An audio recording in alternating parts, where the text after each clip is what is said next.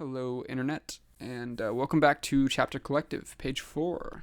My guest today is Stephanie Sawtelle. She is a newer friend. I met her through another acquaintance that does some sailing, so I've done a couple dinghy sails with her and a big boat sail once or twice, and so she's got the buzz, likes to sail just like me, and we did some Windmill Class Association sailing down in the Chesapeake late last summer, and so that was a good time. She is a equine. I'm probably gonna pronounce it wrong. Equine specialist. She's been into horses pretty much her entire life in one field or another, and so we talk a tremendous amount about that, like how she got into it, how she did like a brief stint in Europe training some horses, and to nowadays she's in more of like a therapy sort of setting with horses, and it's like real interesting. It's not very popular, but it's very successful for the people that actually are part of it. So we talk about some of the crazy phenomenons that like she's experienced through people's interactions with horses. We talk a lot about spirituality too, kind of tying into like how she's into that and how some of it like has a connection to the whole process that she does. On top of that, there's some polyamory discussion, which was very interesting because you don't, or at least where I'm at, you don't see that very often. I know in some areas where it's a little more progressive, you'll see that more as common, but we're in a relatively conservative area and generally more old school, so some of these like newer age or more widely accepted ideas are still kind of, they're not as common over here. So it was a very good episode. Hope you enjoy. Hello, Internet. Here I am again. Today I'm with Stephanie Sawtelle. I met you through Pat Huntley in sailing. Introduce yourself. I'm Stephanie. What else would you like to know about me? Oh, you're introducing yourself to the third person that isn't in the room. Okay. Yeah, we met through sailing, and that's one of my hobbies. One of many. In Erie, PA right now, and I don't know what else to say. Oh, come on, you forgot the coolest part about you, the horse thing. Is that the coolest thing about me? No, not really, but... Oh, Uh-oh. What happened? I don't know. Some headphones fell? Oh, that's okay, I'll get it real quick. Okay, so I work with people and horses, but it's very non-traditional, and it has a lot to do with personal development and personal growth. There's Not the coolest. What? It's not the coolest thing about you. I just think it's really cool. So it's cool. Okay, personal it is cool. development. It is cool. It's very different and it's hard to explain. There's a huge intuitive component to it when I'm doing my work, and it's very go with the flow. Because it's a case by case basis. Yes. Yeah, and things are different from moment to moment, and a lot of it is unstructured. So I have a general guideline that I follow, but so much of it is just me reading the person and reading the horses from moment to moment and going from there. Yeah. And it's like new, so I'm like I should have done this beforehand, but that's okay. I feel like I can't see you. Yeah, that's kind of weird. This. Well, I should have did it from those ones because then that's okay. Okay. I'll move over. Okay. So how did you get into that? I think you've told me a lot of this before, but we're going to start over like I don't know because... Okay. So I started off, I always loved horses since I was like little. Everybody thinks they're pretty cool. They're like big dogs. Kind of. Yeah, big dogs. And when I was 12 or so, I asked for riding lessons from my parents. So ambitious. Yes. And so I started riding. I did that forever. Ended up going to college to get an equine degree, equine science. I have no idea what that is. Equine? Equine science. So equine is horses. Oh, okay. Like bovine is cows. And okay, yeah. Equine. I've actually never heard that. So that like the scientific genus or whatever? Yeah. Like we're Homo sapiens? Yes. Bovine? Equine. Wow. Equus. Well, that would be equus, but yeah. Okay. So equine science, there were two options. There was instructing and horse training track, and then there was like a more like a breeding farm management track. And I did the teaching and training track. Graduated, came back to Erie because that's where I was born, and then Where was Equine though? Like, well, I guess that's further on. You'll get to that, I guess. where did I go to school? Yeah. That was north of Philadelphia in a little town called Doylestown. And so that's like how many So equine educating there's more than you facilities would think. Sure. I mean, it's not like it's a lost art, but like, like I could tell you like some of the most popular like doctor or like computer or engineering schools are, but I'm like, I have no idea where you learn how to like nurture horses. I just. Yeah. I mean, there's definitely schools you can go to for it, but there's a lot of working you can do internships, you can do working student positions. There's a lot of ways to learn. Yeah, but like, so would you go to your guidance counselor and be like, hey, I want to learn about horses? Or, I mean, what year was this when you were like considering to go to equine school? Like, did they have. So it was like 93. So you didn't have the internet? No. No. No. Yeah, so you really because like right now I could be like how to learn about horses, and like I could Google it. Whereas like in '93 I was like, all right, I was born a year later. Yeah. I don't exactly remember like when internet was. So you didn't like Google where to learn how to like nurture horses. I honestly don't remember how I researched schools. I don't remember. I mean, I remember going to visit a couple of them and really liking that particular one and applying and getting accepted, and off I went. And we're missing a really important puzzle piece here. How you learn about equine school? Oh, that's a good question. I don't remember how I did the research. I don't remember. Okay, so what about after equine school? Or would you say it was what was the actual way you're supposed to say it? Well, it was an agricultural business school. But like, is it equine? Equine science. Equines or equine? Equine science. Okay. Yeah. How long was that? 4 years. Wow. So there's a lot to do with horses. I did 3.5. I did it in 3.5 years. I took a semester off and traveled. Okay, and then I went back and graduated with my class. I know that'll get into the Europe thing. So the thing with the equine school, was it also one of those cases where like you do general studies, so you're going to equine school, but you're also learning like physics and like stuff that the whole people always complain when you go to school because like a third to like half of what you actually learn is like translatable to your. So did you go to equine school and then you're also learning chemistry and you're some of that. They still do that? Yeah. It wasn't 4 years of like literally shoulder to shoulder with horses. It was still a general. It was really heavy and hands-on with the horses, but we had all kinds of other classes, and we had business classes, and we still had psychology, and we still had sciences. And, all the generals. Yeah, I mean, I went into college with a lot of credits just because I did. I got a lot of credits when I was still in high school with the AP classes and stuff. Okay. So a lot of it I didn't have to do, but it was part of our curriculum, yeah. That's why you ended up with the whole 3.5 years. You were partially, yeah. And I just took heavier course loads the first couple of years. Okay, and this was fresh out of high school, right? Okay. And then, so you had told me this before, that afterwards, so you could finish with all of your classmates, you went to Europe. How did that whole process happen again? I wasn't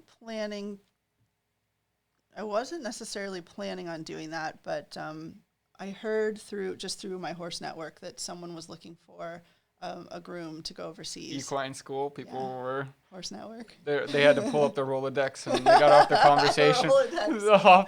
They got off a conversation. Somebody called on the landline. Yeah, they got off the Rolodex and were like, hey, Susan from so-and-so. Where was it? Where was what? Where was the hookup? She lived in New Jersey, which wasn't far from my school. Okay. So, yeah. So then at that point I realized that I could apply for the job, go for a few months, and then come back and finish because I was so far ahead in my classes and finish with my friends. So I applied for the job and she hired me right away, and it was fast. I had like 2 weeks. I had to get a passport and everything just super fast. It was like I applied. Oh, because you weren't for New Jersey? Well, no, she was from New Jersey, but we went to Sweden. Okay. So that's where I spent my time working. All right. Yeah, that's pretty fast. I mean, if like some people, especially around that age, you could definitely, like me, like I could pack up probably probably pretty quick. Yeah. Except for the passport process is actually sometimes lengthy. I think I paid when I got mine. We were going on a trip in July. I think I did the process in June and like went to their postal office and applied for it. And I was like, yeah, do the 2-week processing because just wanted that month buffer, or it would be like 3 weeks or something. Yeah. They're like, yeah, it takes a while. You should have done it like a long time ago. People were saying, I'm like, it'll be all right. So I just paid the extra like $30 or something. Yeah, just so get it expedited. they speed. It wasn't the shipping was speed up. It was like the processing was faster. So they would like, they like got through and like put it all in the system and like made it like within a week or something. And then they sent it out, which took like another week or something. So I think I got it in like a week or two. It wasn't anything like mind blowing, like, oh, it took 3 months for me to get my passport. But so you probably paid extra bucks. I'm sure it was extra. Okay, so you were in Sweden with these horses. Yeah, so went to Sweden. She paid for me. She wanted me to work for 3 months, and while we were there, she decided she wanted to stay longer, and she wanted me to stay longer. But I didn't want to, because then I wanted to get back and finish classes with my friends and graduate with my friends in the spring. You didn't even have your degree, and you were already taking care of horses. Yeah. I mean, I didn't want to, I wanted to stay longer, but I didn't want to stay longer because then I would have had to go back to school next fall, and it would have put everything like a year later. Anyway, so I didn't stay. She found someone to replace me before. Hold on. What were you doing in Sweden exactly? So she had 3 horses that we brought from the States to Sweden. Okay. And she was there training with a really well-known trainer. And I was there taking care of the horses and just supporting her in her process with them. Okay, so what was she doing out there with these horses if she's from New Jersey? Like, she would go on a regular basis to train with this trainer who was based out of Sweden. So she would take the horses over there, and she would do riding lessons, and the trainer would work with her horses. And I was there mostly just checking on the horses, brushing them, feeding them, making sure they were taken care of, communicating with the barn staff that was there. Okay. I was in charge of them when we were transporting them overseas. Okay. And things like that. So interesting. So like what was she doing with these trained horses? What was the final product? Were they actually race horses, or they were just for general? They were competition horses. So she rode dressage, which I know you don't know what it is, but it's like they describe it as ballet on horseback. So is it like the showy? Yeah, side? They do like intricate movements and patterns on it with the horse and different. I've seen enough videos to like vaguely know what that is. Like I've seen where they kind of like trot and like do like different movements and stuff. So I'm not gonna say I've probably ever watched more than a handful of minutes of it, but I know it's a thing. Yeah. So that was what she did basically, huh? That's what she did.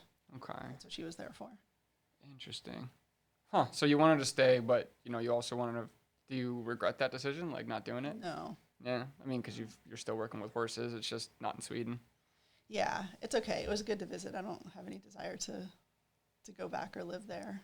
What was it like living there? It was cool.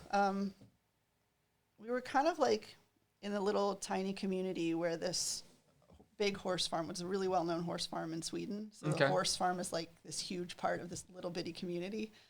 And there was some housing around, which is where I stayed. I had a bike to ride back and forth from the stable. I didn't have a car or anything. And there was like a little grocery store close enough that I could ride my bike to it. And I had a roommate. I just moved in with somebody I had never met before when I got there. How'd you get that contact? She set up everything. The woman I worked for set up all of it. Yeah. That's awesome. So I had the little house. I had that can be intimidating. Some friends. Not even just Europe, but like even like, hey, let's just move to Chicago, and then like nothing, and you just have to try. Or whereas like, oh, hey, this person used to work at my office, and like I could hold their couch until they show me where their best apartments are or whatever. So that's awesome. I think I was more excited for the adventure than intimidated, but sure. Yeah, there's part of that. And we also got a little bit of help. It wasn't like for sure.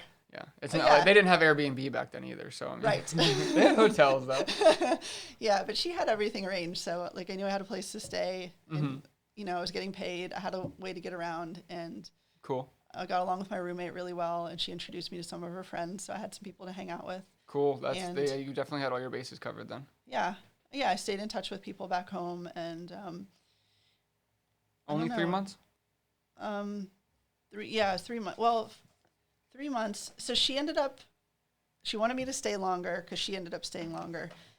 I told her I didn't want to. She found someone to replace me before our like contracted months were up. Yeah. So she ended up telling me that she would pay me for the whole time she had contracted me for, but if I wanted to, I could leave early, go back home early. And I decided instead that I would take the rest of the money and travel around Europe and then go home when I intended to go home. What was the duration from, hey, I'm going to leave early and like actually going home? I don't remember exactly. I want to say I had 3 weeks or 4 weeks. Not bad. And then the money Wasn't that bad. you had left over was enough to cover that with hotels, travel, food, everything? Yeah. Okay. And cool. I had some friends that I had made that were there. One that was an exchange student when I was in high school that I never thought I'd see again, who was one of my really good friends. She lived in Berlin. So I got to go, I made arrangements to go see her. You did say something about like, you know, in a couple of spots. That Yeah. Like, cool. So it was nice because then I had people that I knew to go stay with. How did you have contact with her still? We wrote letters. Oh, okay. So Yeah. she was a pen pal. Yeah. Well, she lived in Maryland where I went to high school. Okay. So we knew each other for... But you said she was an exchange student. She was an exchange student at my high school. But then you turned into a pen pal when she went back? And then when she moved home, we kept in touch writing letters. Okay, that's cool. Like, I always liked the concept of a pen pal, and I heard about it, when I was old enough to, like, understand, I don't know, like 5, 6, 7, when I was like, oh, people live away, and you just scribble on paper, and, like, it makes their way to them, Yes. Like, that's just explain like I'm 5, Yeah. Scribble on paper, and they get it, instead of, like, walking and, like, showing it to somebody, and I'm like, that's cool. But then, as I started to get older, like, 9, 10, like, email was a thing, and then, like, that kind of slowly phased it out, because that's what it is literally you could just email each other. It is, yeah. And then text messages definitely completely changed that. And then now technology is just so off the hook that like Discord, like I got friends in Europe and I just talk to them on Discord. Yeah, I know. It's totally different. I remember I used to write letters a ton. So just letters to everybody all the time. How many other associates did you have in Europe? I had another friend that I had as a roommate in college, lived in Portugal. So I went to see her. Nice. I stayed, I think, almost 2 weeks with her and her family. Okay. Those were the So you definitely saved some money because you live with people and they fed you and stuff. Oh, yeah. Now, had you had enough money with what she gave you to last that long, or would you have to like really scrape up change in order to... I think I would have been okay. Like, I don't remember how much money I had at the time, but I think I would have been okay. Now, what she was charging or paying you at the time for the 3 months, was it like comfortable or was it like just doable for being over there? Like as far as like 3-month contract, like I don't know, the times definitely have changed 15 years and what that money was worth. But did you say like that would have been a good amount of money to live off? You did it year full time?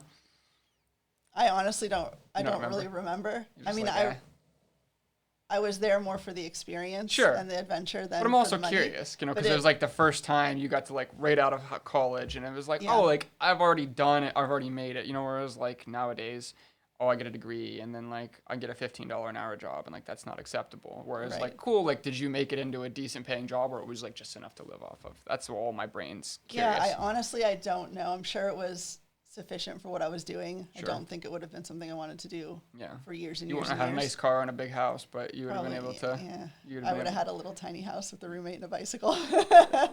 That's still cool though. I'd like the bicycle to work. My sister keeps wanting to sell me her house on Green Garden, and so I could bicycle to work. But she's going with her own flow. So we'll cover maybe some more horse stuff, but I generally kick this off with one question. And so the first 2 people that I asked this question to, I've since then rephrased it because it ends up being a trick question instead of an open-ended question. Okay. And the first 2 people I asked it to, generally the question, "What's in your coffee this morning?" And so they answer it literally when it's actually an open-ended question, and I'll explain.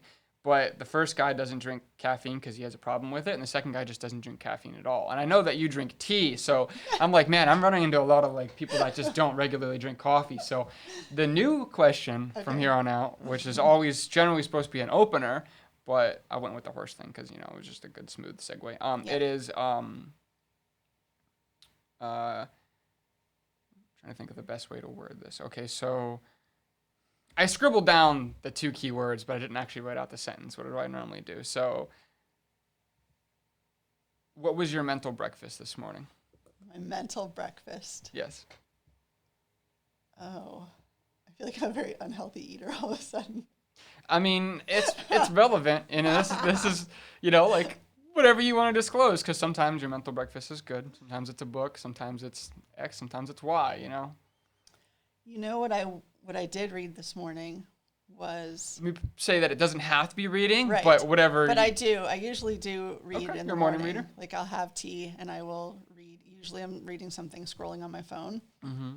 But I got a book in the mail, ordered a book off of Amazon a week or so ago, and it finally came, and I'm starting to read it. And it's Amazon's original business. yeah, and it's Runes for Beginners.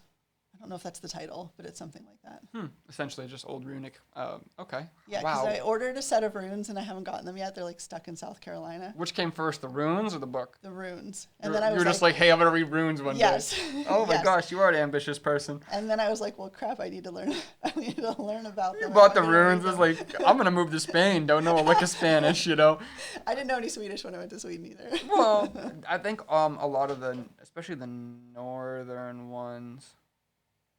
No, don't quote me on that. I actually saw a chart of it recently on Reddit where it showed like the population density that speaks English as a second language, and like most of Europe like knows English. Yes, so most people there knew English, but they all spoke British English, not American English, which sometimes sounds like its own language all by itself. Yes. So that was a kind of a hurdle too. Mm-hmm. Yeah, like even Germany, like it's in their curriculum, like they have to be moderately proficient at it. Yeah. And it's so weird, like Spanish or Latin, I guess, depending, because, you know, Mexican Spanish versus, you know, Spain, and then all the other territories all kind of fall under the same umbrella, but they're slightly different. So it's not Latin. Sorry, that's wrong. Well, the Romance languages.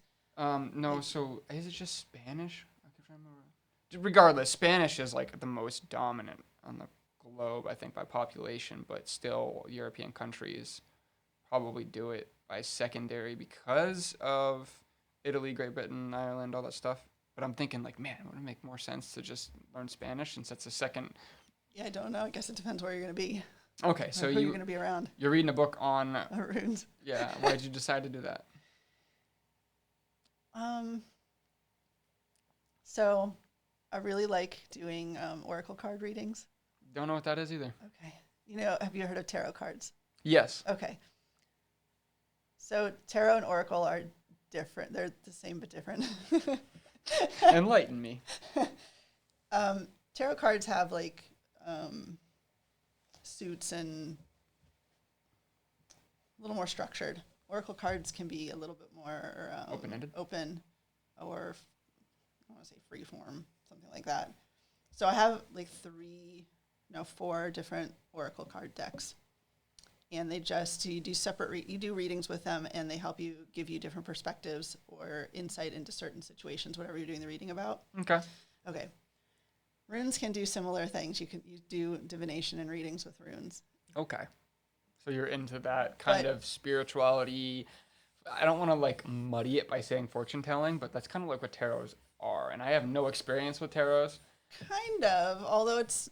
Runes is also just its own alphabet, right? So like it is based on an alphabet, an old alphabet, yeah.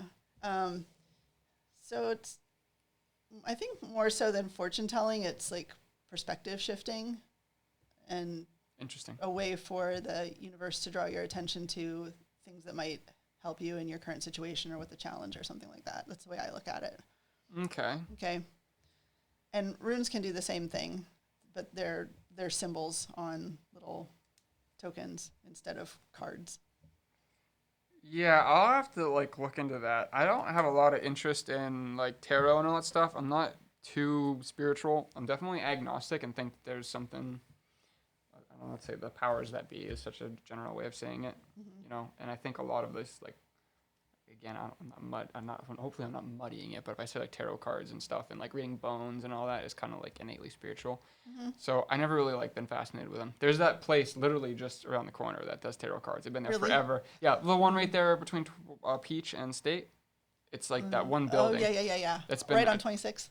Yes. Yeah. And I've never been in there, never talked to somebody who's done it, you know, but like it exists. And so I think it's one of those things that falls victim of people who are like, oh, they're just taking your money, or like maybe it actually has an impact on your life. Yeah. Runes though, that's crazy. So that's what you were reading this morning? That's what I was reading this morning, was Runes for Beginners. Okay. So my mental breakfast started off on a bad foot. I'm going to kind of generalize this because I'm still digesting it and I don't really know how to openly, like, I don't want to narrate the situation because probably just have a poor understanding of like how so this is like a really like the worst way of like if this wouldn't have happened, I'd had a normal mental breakfast. But there's forms of communication verbally and through actions. And I think I always take way more weight in action than words, you know, because like people can be deceptive or say something and like it not mean it. So like, you know, just, you know, they always say the cheap way of saying is actions speak louder than words.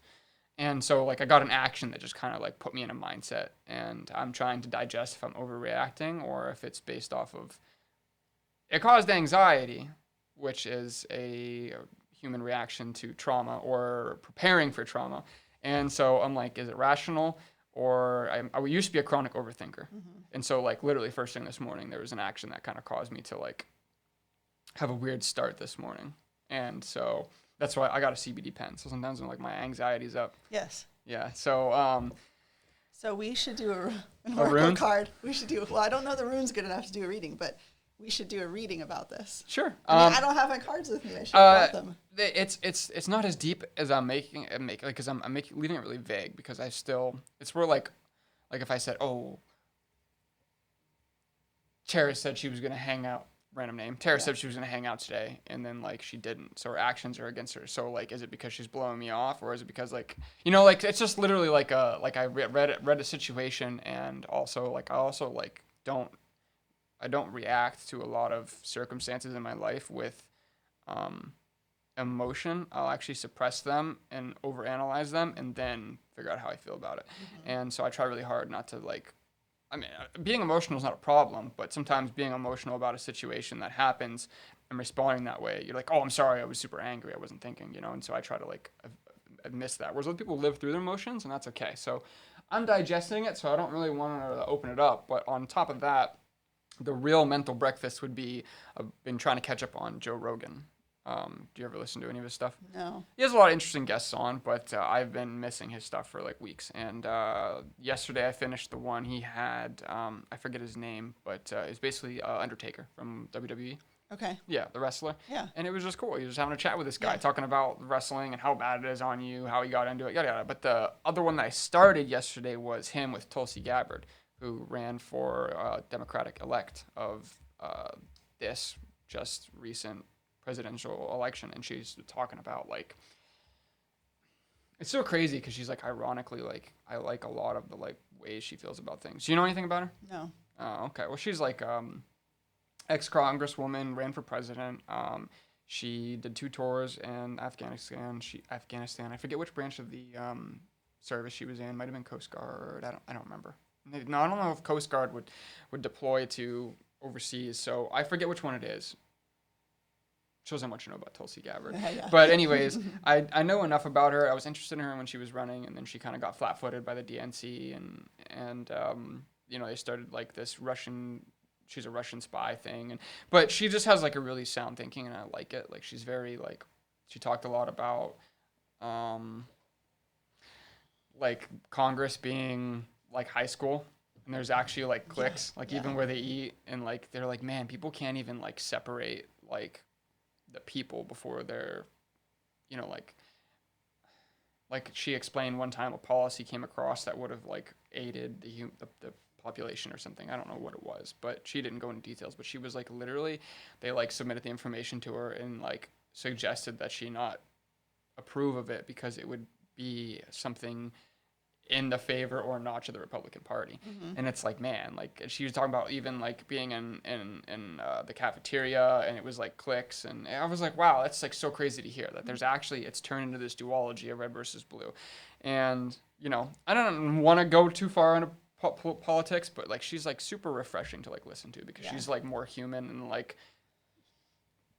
patriotic's been kind of played with that word nowadays, but she's just very like for the people, and like I don't know, that was my like mental breakfast, was like listening to her talk about like just being a human and stop trying to like worry about this red versus blue duology that like everything's been pushed into. Yeah. And so yeah, it was really good. I was gonna share it with some people, but I haven't finished it yet, so I'm still kind of like digesting that was my mental breakfast today. And then actually a lot of like instrumental stuff more I'm listening to at work. So It's a good concept, mental breakfast. yeah, so the what's in your coffee, generally people like say like, oh, I drink it black or Yeah. lots of sugar. And I'm like, well, what's in my coffee this morning is, Joe Rogan podcast with Tulsi Gabbard. And then so I'm like, oh, you can fix it, Yeah. and it catches them off guard. So what's your mental breakfast this morning, Someone could say it's, a cigarette and a Mountain Dew, Yeah. or it's Fox News, whatever. Yeah. But so that one's, well, it's open-ended, but at least they know where they're going. It's not like a trick question. So I've decided to change it up because I have 3 people in a row that drink tea. So that's, that one's got to change. So I had a couple points down here.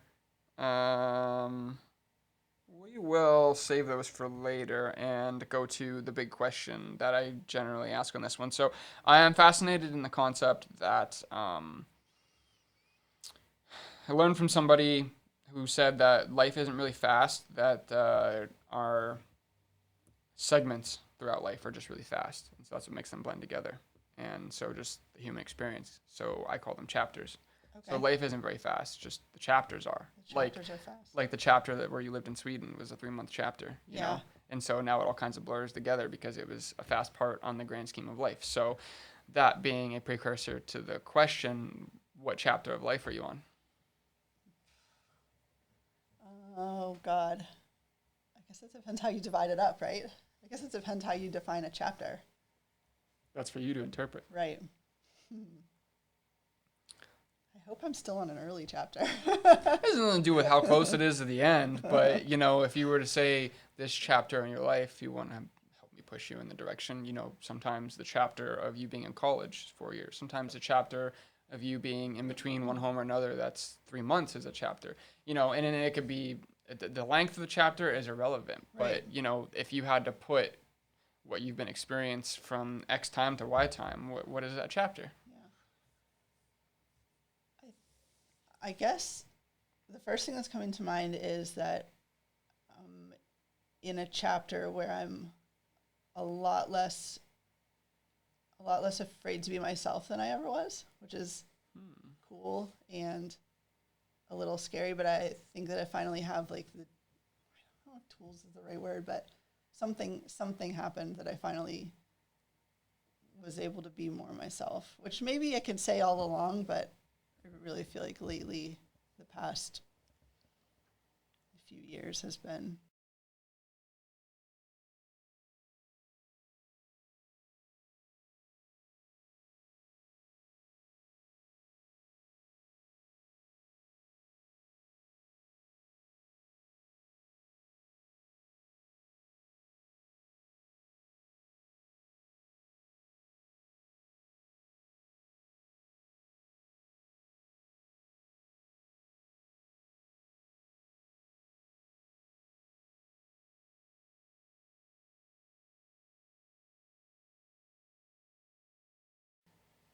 More so than ever before, like a bigger leap into being myself. So you're kind of like in a chapter of self-discovery? I don't think it's self-discovery. I think it's... Not suppressing that around people? Right. Okay. Because I think most of it I have known about myself for a long time, and I just didn't know how to be that and not care what everybody else said or thought. All right. So I think that's a good way for me to look at this chapter. How long has that chapter been going on? I would say a few years, maybe 5 years or so, 3 years, somewhere around there. Interesting. Mm-hmm. And how old are you? 45. Had to think about it. Yes. Me too. Just yesterday, literally last night, I was like, Tristan was making a joke, and it was right out of nowhere. She was like, what's funnier than 24? And she like hesitated, and I was like, what? She's like 25, and it's a SpongeBob reference. Okay. And they're literally just laughing about the numbers. So, I was like, and then I can't remember how she segued it from there, but it was like, so she has this weird situation where she's for some reason thinks it's weird when someone's like older than you or younger than you when you date them. So Okay. she's stuck in this like they got to be the same age thing. Oh my God, that's funny. And so I'm older than her by like a few months. And so like whatever that year is when I like move a year up, she's like, no, you're still 25, you know? And then in 3 months they're like, okay, now you're 26 because we're both, you know, and, Yeah. and she jokes about it. She doesn't really care that much. That's But funny. so, and I was like, wait a minute, did you say 26? And I was like, why do I think I'm 20? I had to like do the math in my head. I was like, I thought I was 27, but I'm 26. I was like, what happened? Like, did I just like, when did I add one more? I added, like, a few months ago, I added a year to my age, and Cindy was like, no, you're not that old yet. Like, She's put you in it's check. irrelevant. I don't know. It feels irrelevant to me. It's That's- weird. That's always yeah. a weird question to me because I don't know. I just think age is like a weird, irrelevant thing as far It's as I'm definitely concerned. after 21. It's at least in America, you know, like in other countries, it's like after like 18 or something, you know, it's like it doesn't really matter anymore. Yeah. I mean, like on the grand scheme of Matters, things. but also there's young people that are really old in certain ways. Sure. And then there's old people that are Really really young. young in Yeah, certain ways. so it doesn't matter. And all different ways. Like there's some people that are chronologically young, but their bodies are old. Or there's the 45-year-old who still lives with his mom and just parties. who's mentally you know? young, like Well, no, immature. just doesn't. You know, I mean, I don't like There's to so many ways to look at it. say that someone who doesn't live to the status quo is immature, but there's definitely people that you can tell are like older teenagers, like they still just are wrapped up in where they're going to drink that weekend, or Right. they just. And like I said, I don't want to like really downplay that because like in some world that's like them living their best life. Like, that's what Yeah, they want to do. for sure. But as far as like comparing it to the status quo, it's like, come on, dude, like you're not married and you don't have a house yet, you know, but like, so And there's also people that are really old souls sure. at any age. Yeah. You know, I've met teenagers that are really old souls. Mm-hmm. And there's also people who are always like in touch with their inner child their whole lives, which is awesome. Yeah, it's There's also a- cool. So it's like relative. a weird Yes. thing. So I think I just stopped caring, but because after 21, I think it's 21 and 25, I decided I was like 25 because that's like when you get your big insurance break. Not that I ever had high insurance, but I know that 25 is like a big year for insurance companies because like they're like, oh, okay, well it's been 7 years and you haven't like blown up your vehicle. Yeah. All right, yeah, you could get like 40 a month, you know, or whatever. So, yeah, doesn't really matter at all. And then there's the silly stuff like, you know, can't run for president until you're 35. So I guess it just depends on what world you're in Yeah. that it matters. So the chapter that I'm on, and now for the previous 2 episodes, they're going to, if they're steady listeners, are going to know this, but I'll generalize it again for you. Okay. Essentially, I'm going through a period of discovery where I am accepting the fact that I am doing something I don't want to do for the rest of my life, regardless of how comfortable that is. And so I'm currently exposed to a lot of stuff online and just realizing that, you know, you can do anything in this world and make a living off of it if you're good enough. Mm-hmm. And so there's just this concept that I don't want to keep working in a factory or a warehouse or in manufacturing when, you know, I could make any level of a modicum of wage, you know, doing whatever I like.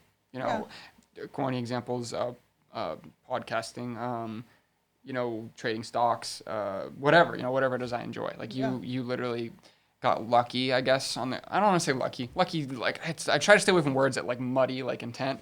But, you know, when you were in high school, you were like, you know, horses, you know, like, and then you went to college for it and you love it and you're still doing it today. So in a way you kind of got lucky. Whereas I'm trying to find that one that I'm like 100% like, you know, like I still don't know. Like I have a lot of things that I'm into, like sailing, for example. Like I would love to get paid to do sailing, but like also what pays in sailing has its own lifestyle, like whether you're Olympic or you have a sailing school. And so I have to decide, like, do I want to do that? Yeah, do you want life that Yes. goes along with that? Sure. And so I could easily just say, oh, well, I already know because I would love to get paid to do something in sailing. And I would just be happy because it's like my most exciting, like that's my passion. Mm-hmm. But is it, you know, whereas like when you looked at training horses, you weren't like, oh, well, like this, I don't really know if there's anything wrong with this, you know? Well, except my family wasn't totally on board with it at first because they thought I should be like a doctor or a lawyer or something. Of course, everybody is against stuff that goes against the status quo. And they're like, raising horses, can you live off that? Right. You know, it's just not, it's not the status quo. Everybody's trying to hold to it. And I was really set on the horse thing. But even in the span of that career, it's changed a lot for me. Like what I started off doing with the horses is... Probably had breaks from it and stuff too. No, it's basically what I've done Okay. the whole time. Awesome. Yeah. And you've But the way in happy which as a I've peach. done mostly, Yeah. but there's pros and cons to everything. So, my view of horses and people and how they interact has changed a lot through the years. And I had to sort of change my career to match what I was seeing and my beliefs and, what I thought considered ethical after my observations. Oh, things. okay, because there's people So- that train racing horses and they're really hard on them or something, sort Yeah, of. there's just things about the industry that are considered standard. Okay. And the more I You was might not paying approve it. attention to the horses, the more I was realizing that wasn't something I was okay with anymore. Okay. But And you're it's- still in your same field, essentially, is what I'm... Kind of, but not really. Yeah. Well, you definitely transitioned from horse care to horse psych or horse meditation or, whatever. Something, yeah. Yeah, It's yes. it's a different way of interacting with horses than So- traditional like riding or training for sure. I'm going to wrap up my chapter and then Yeah. we're going to go into that. So I'm just in this period where I've established key points that either are really close and it's not necessarily coming down to like finances or anything like that. Like, there's some people say that there's a flow of do something that pays a lot, even if you hate it, like being a surgeon. Like it might be stressful for some of those guys, but they get paid a lot for it. Yeah. And then when they're not a surgeon, they can do whatever they want because they got money. Or I think I've said this before on the podcast. Like my favorite quotes from my mom is, "Honey, I'd do Build-A-Bears all day if it paid the bills." Yeah. Because the fulfillment of making teddy bears for kids. So anywhere in between that spectrum, is cool. But just finding something that I can live, even if it's the bare minimum, and just not have to do somebody else's capitalism, like working in a warehouse. Sure. You're working for the man. Like I want to work for myself or do something that I enjoy, even if it's computer science for, still the man, but like I'm enthusiastic about it. So I'm in that. Yeah, you phase. have to figure out where you're willing to give and take. I'm still young on a and I lot have of plenty of different- potential. It's not like, oh, I didn't go to college at 18, so now I can't go to college for something that might be in that frame, Not that that's what I'm pursuing. So that's the chapter I'm currently on, and it's, been always in my mind for like the last 3 years, but I've really doubled down on it probably the last half a year. So. Yeah, you're really getting focused on it. Yeah, and also, having fun along the way, but trying to figure out what I want to spend my time on. So that being said, the horse thing you briefly touched on in the beginning, but explain what you do and, this is like where you found yourself and how long you've been doing it. Okay. So at some point I realized when I was doing like regular riding lessons and things, like just what a normal person pictures as what people do with horses. Yeah. I just started seeing that more was happening for the person who was coming to work with the horse than just them learning how to ride.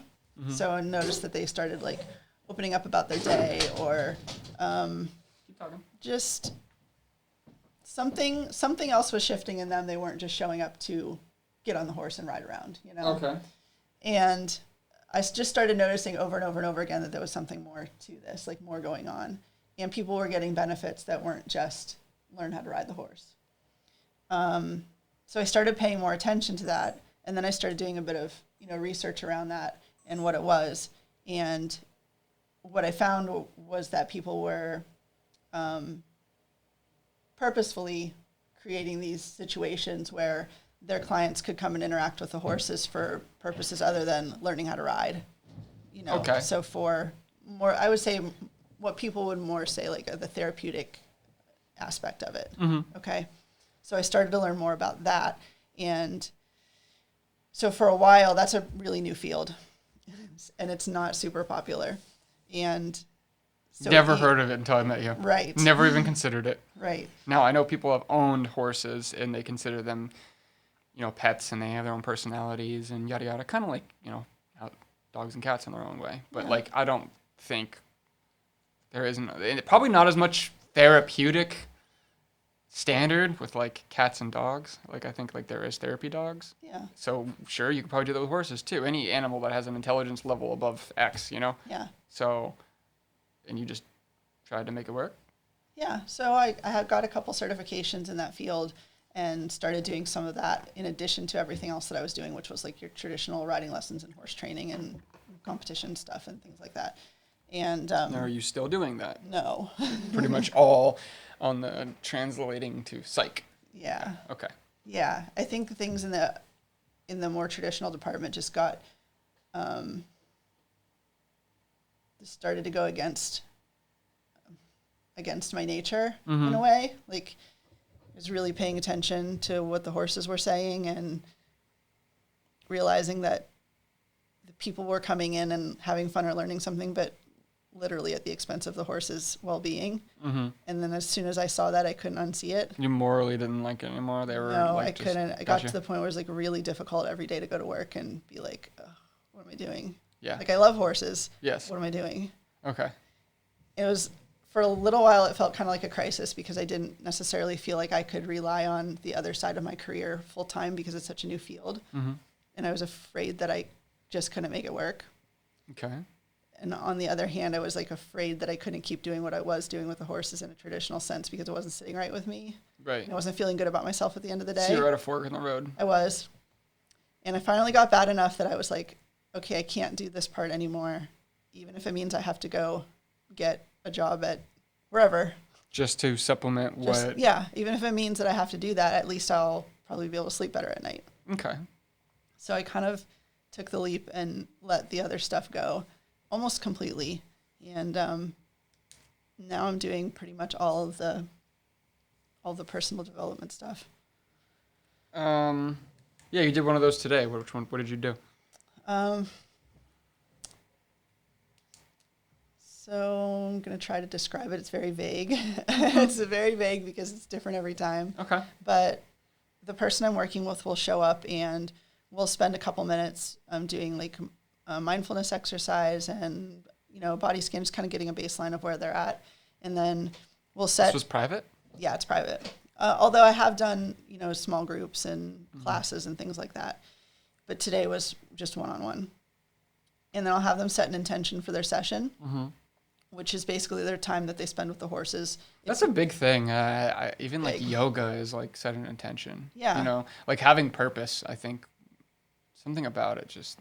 Instead of just like, going through something. Like if you're going to go work out, you're like, I'm just lifting stuff. Or like, what's your intention? Okay, I want to work on upper body. Or, like it's something about that. Maybe it's psychology. Like then you actually try more if you have an intention. I think it helps focus. But the thing that I think it helps the most with is that the rest of the dynamics of what happens in the session illuminate things about the intention or support the intention. Okay. And I know you said you're not very spiritual, but so there's a concept that if you have a clear intention that the universe is going to support you when you're clear about it. Okay. Like putting it out there. Like you say like right now, like, all right, I'm going to be a chemist, and you just like, boom. And so there's a lot of either acceptance or pushback that like that actually happens when you put something out there, the world will give it to you. So, but so the elements of the session, which are, the horses and their behavior and myself and the other animals that are around, the wildlife, the weather, everything plays a part in the rest of the session.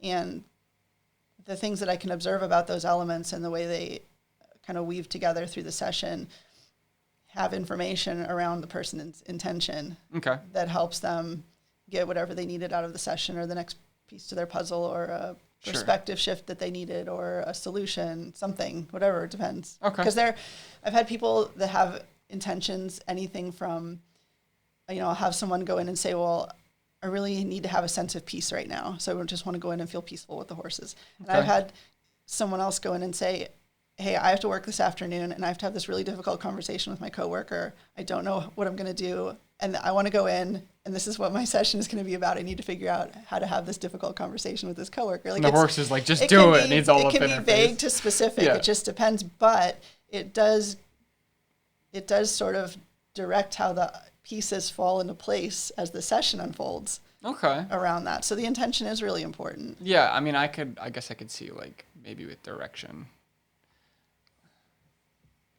Sure. I'd have to like see it. Like I understand where you're coming from, but like it's... Yeah, I usually tell people you either just need to take the plunge and experience a session, or you need to sit and listen to me like tell specific stories about sessions, like the actual stories, because then you're like, oh, now I get it.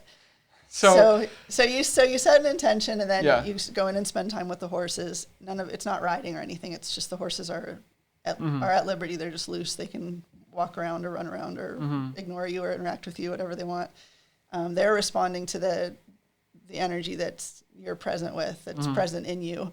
And I observe what's going on. I may or may not check in or interject.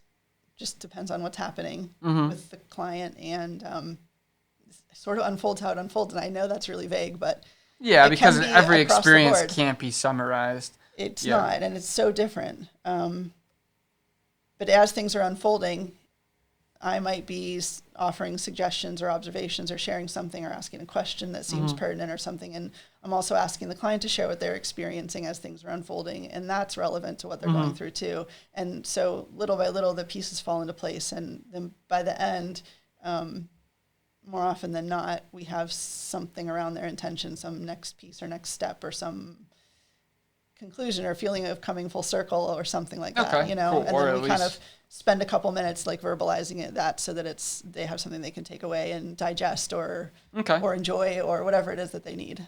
So I had this theory, and it's funny, like I thought of this earlier, but like you were talking and the conversation flowed into another. And again, you have an overwhelming positive feedback on this. You generally don't have a lot of people that don't get something from it. I don't know if I've ever had someone who didn't get something from it. So I'm going to say this in frame of something else. I'm going to particularly talk about horoscope. Do you like and or know much about horoscope? Like Libra, all this stuff? A little bit, but I'm not a huge Do you put much weight into it? Not a big fan? Or do you ever go like, oh, well, that's why we're meshing because, we're both Libras, like, does that make sense? Yeah, I think there's a lot more to it than that. Okay, yeah, so literally, I thought of this earlier, and this applies to maybe some religions. It applies to a lot of things, and I think I just brought my train of thought back to it, where sometimes these ideas or spiritualities can put confirmation bias to things, and so I always wonder if that's the underlying thing that's being abused in, like, anything. We're talking, like, even... Also, another reference to this is there's a show called Disenchanted for any of the Netflix or Hulu watchers. I think it's on Hulu. Okay. Do you know Futurama? I know of it. I haven't watched it very much. So one of the guys that was a director in that, he made this new one called Disenchanted. But in one of the episodes, they were basically at what would be a freak show, an old classic one, where it was just all these oddities. And one of them was the Egyptian woman in the box with the cards that come out. And she could talk. And so it was like almost... cheesily showing confirmation bias that like the character was already convinced that he like loved her even though she was just the head. Yeah. And so all the cards that came out, he swayed into like, oh, this means we're meant to be together. Yeah. And she was just not having it. She's like, I'm just a head, I can't. And then so all this stuff, she was like, all right, well, I'll start spitting out these cards. And it was like death, decapitation, despair, and it started being all this stuff, and then like one of them was an outlier and it said colorful or something, and so he was like, yes, yeah, and like so he like ignored all those, but the one confirmation bias.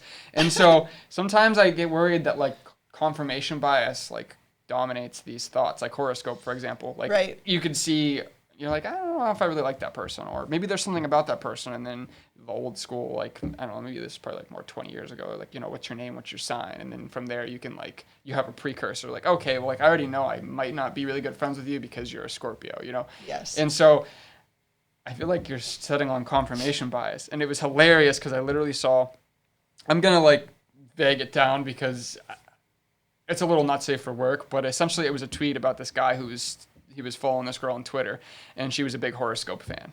Like one of those, and there's so many aspects of horoscope that's like crazy. Like you could look at the thing and they'll be like, Libras are X. You look at it and you go, yeah, I'm kind of most of that to an extent, but there's some outliers. But, I think like 75% is pretty good. So maybe, this stuff does make sense, but you're also inadvertently confirmation bias. And so he followed this girl on Twitter for like a week and then said that he was a Libra, so that like, they were meant together, and then basically they were like a couple and like had sex, and then he broke up with her, and he was like, how did he break it down? I'm trying to like generalize. Okay, so he was like, oh, I said I was a Libra and I wasn't, and I'm actually a Scorpio. And then he was like, I know all this horoscope stuff doesn't mean anything. It's because you're all replying to his tweet saying that's something a Scorpio would do. And he's like, I'm not even a Scorpio, I'm a Capricorn. So he's like, it completely defeats your confirmation bias. Yeah. And I was like, literally just like, it's crazy how like we're having a conversation about that. And Yes. I preface this by saying that like what they're doing might not fall victim of it, because even if you go into something with confirmation bias, you can still have a negative experience. Or like I could be like, oh, here's all the things that Libras are generally, like shy, timid, social, whatever. And then like there's 3 of the 10 points that don't vibe, and you're like, well, see, I'm not a Libra because I'm none of those, so you can find negative and the positive. But Yeah. the confirmation bias also applies to like the runes and like all that stuff, I think. Sure. Sometimes It does, absolutely. so whenever, even Janet, for the listeners, somebody that we do yoga with, she'll start a yoga session with an intent. Do you want to like just get your mind off things? And I think like once you do that and whatever the process does to you at the end, you like feel like you achieved it because you already had like your confirmation bias set. And so like it's something that I start to notice with religion. I don't know, you picking up what I'm putting down? Yes. Does that negate the experience though? No, it doesn't. Yeah. And like I said, it doesn't mean that the experience wasn't true or like it didn't. I don't know. I'm curious, like literally that was the confirmation bias. Is he broke everybody's confirmation bias because he said he was a Scorpio. Yeah. Or he lied about being a Libra, and then he was like, I'm really a Scorpio. And then they're like, oh, well, they're, what's the word for that? When you trick somebody, there's a more politically correct word. Not trickery, like it begins with a D. Deception, like you're deceptive. Yeah. Like, oh, you tricked her in order to, have a hookup. And it was like, that's something a Scorpio would do. And he was like, this is how I know this is all a lie, because I'm a Capricorn and it might not even be one of their things.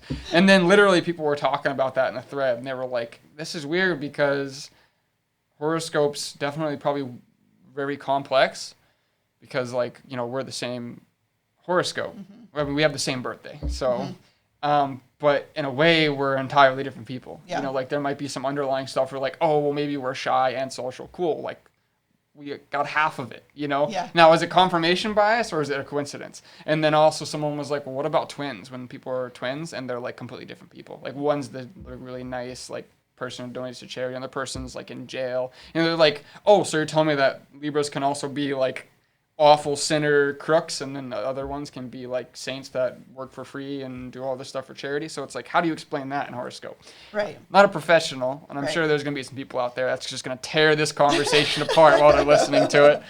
That's okay, they're not here. Yeah, but I'm also wondering, like, is there some confirmation bias in there? And I wonder if that's what the intent is, kind of, okay, so if you go in wanting this and then somehow you've arrived at that destination, the journey is just being confirmed with your bias, But I mean, even if that's the case, as long as you're successful. But I wonder if you could pull anything out of anything. If you could be like, oh, well, today I'm going to have a good day. And it could be absolutely awful, but someone could buy your lunch. And you could be like, yes, like I already decided that I wanted to have a good day. Yeah. And one thing, it might not, but. I definitely think there's some of that. So it's interesting because one of my things that I say a lot about the work that I do is no coincidences, because it really is insane the things that I see happen between horses and people. Okay. And I'm like, give me an example if it's not revealing. Yeah, I'm trying to think of something that I can share.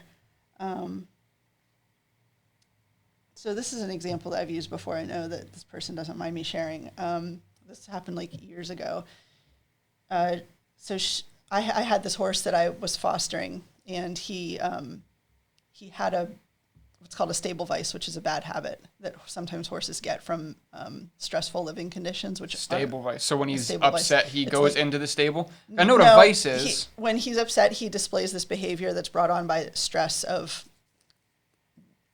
horse management, typical horse management. Why is it called a stable vice? Because I don't know why, because horses live in stables and they normally display the behavior when they're cooped up too much or bored or not fed right. When you say stable vice, my mind's like, okay, he has this vice where if he gets uncomfortable or scared, maybe he goes to the stable, But no, but it's a group of pattern behaviors that are grouped under what are called stable vices, and they're basically brought about by stressful living conditions or mismanagement that actually are standard. What was his stable vice? His stable vice was called cribbing, which is when a horse braces their teeth on something solid and they like pull back and they suck in air and it makes like a burping noise. It releases endorphins and things for them. It's I mean, I kind of liken it to people like chew their nails, like they get nervous and like this. It could be an anxiety reaction at a horse level. Okay. So anyway, that he had this stable vice. He was an older horse. He did that for his entire life. He was a cribber. How often? Constant if he had the opportunity. Just a lot. So when he retired from his job and I fostered him. So he came to live at my house. And he was in a completely different lifestyle, much more natural, where he got to be outside a lot. He wasn't cooped up. He had wasn't any requirements. He was just living. Yeah. He had access to food all the time instead of separate meals. It was a much more horse-friendly style of living. You were pampering the babies. He stopped cribbing after decades. He Okay. stopped cribbing, which is really notable. Like, a smoker that just cold turkeys or something. It is, right? Yeah. So he just dropped the vice. Yeah, like that. Okay. And so... so it was a reaction to his environment, necessarily. Yeah, and the stress that he didn't feel anymore. So anyway, I had him for months or a year or whatever. Anyway, no cribbing. So I had this one woman come for a session with me, and this specific horse, I put him in the space, and she went in with him, and within 30 seconds of her being next to him, he walked over the fence and started cribbing. Like, she brought anxiety to him, essentially. Like, because he must have read her body language or whatever. Something. I mean, the fact is... Did she tell you her intent? Yeah, I don't remember exactly what was it, like, I got to fire somebody and then I'm real anxious about it or something, I don't remember. Okay. But he immediately started cribbing. He starts cribbing. So the fact is that she went in the space and within 30 seconds he was cribbing. That's a fact. And I don't always put a lot of stuff around it because that's for the person to do for themselves based on what they want to get out of the session. But you looking, you're like, whoa. Yeah. They were like, whoa, is that normal for that horse? But they don't know. Yeah, so she's over there, petting him and standing there. Meanwhile, he's cribbing away, and I'm just watching. And after a while, she says, "What's he doing?" So I just answered a question. I said, just like I explained to you, it's a stable vice, and it's brought on by, unhealthy living lifestyle, and it's him releasing his stress. He's anxious. And all of a sudden, this look came across her face, and she looks at me, and she was like, I do that. She was like, I have my own version of cribbing. And she told me what her unhealthy behaviors were.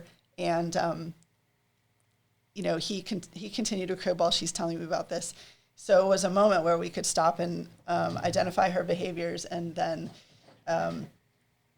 talk about, was that something that she wanted to keep in her life? Was that a healthy coping mechanism or healthy behaviors or things like that? And is it okay? Yeah, see. Did it get too hot? I don't know what it was, but it decided it didn't want to be on anymore, so it probably got too hot. Anyways, so she went in about like, wow, that's crazy. Yeah, so she identified her own behaviors that she kind of related to cribbing. Oh yeah. And when I was able to kind of coach her into a different headspace about it, the horse stopped cribbing and was quiet. And can you elaborate on that at all? Like, how did you coach her into we'll say, this is very vague, like nail biting. It is vague. So if she was like, I do this when I get worked up or something, and then... Yeah, so we talked about what would be a healthier alternative, what are her options, what are healthier alternatives to her destructive behaviors or her vice, and we talked about those, and I actually, the nice thing about with the horses is it's an experience. It's not just talking. You're not just sitting there talking about it and then hopefully you go home and do it. It's actually an experience. Yeah. So I was able to have her, stop and visualize her engaging in a healthy behavior instead of an unhealthy one. And when she was actually able to put herself, in that position in her head or like visualizing it, the horse would stop his behavior. And then, I would step away and it would just take her a minute or two on her own for her mind to go back to her unhealthy thoughts.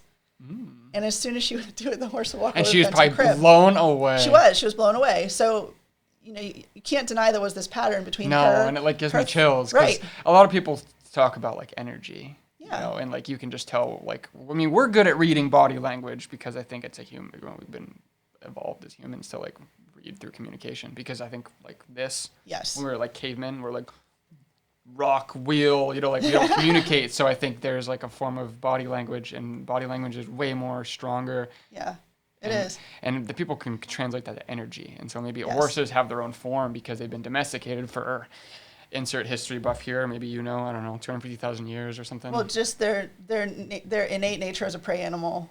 they need to be aware of the body language, the Horses energy. are a prey animal. Horses are a prey animal.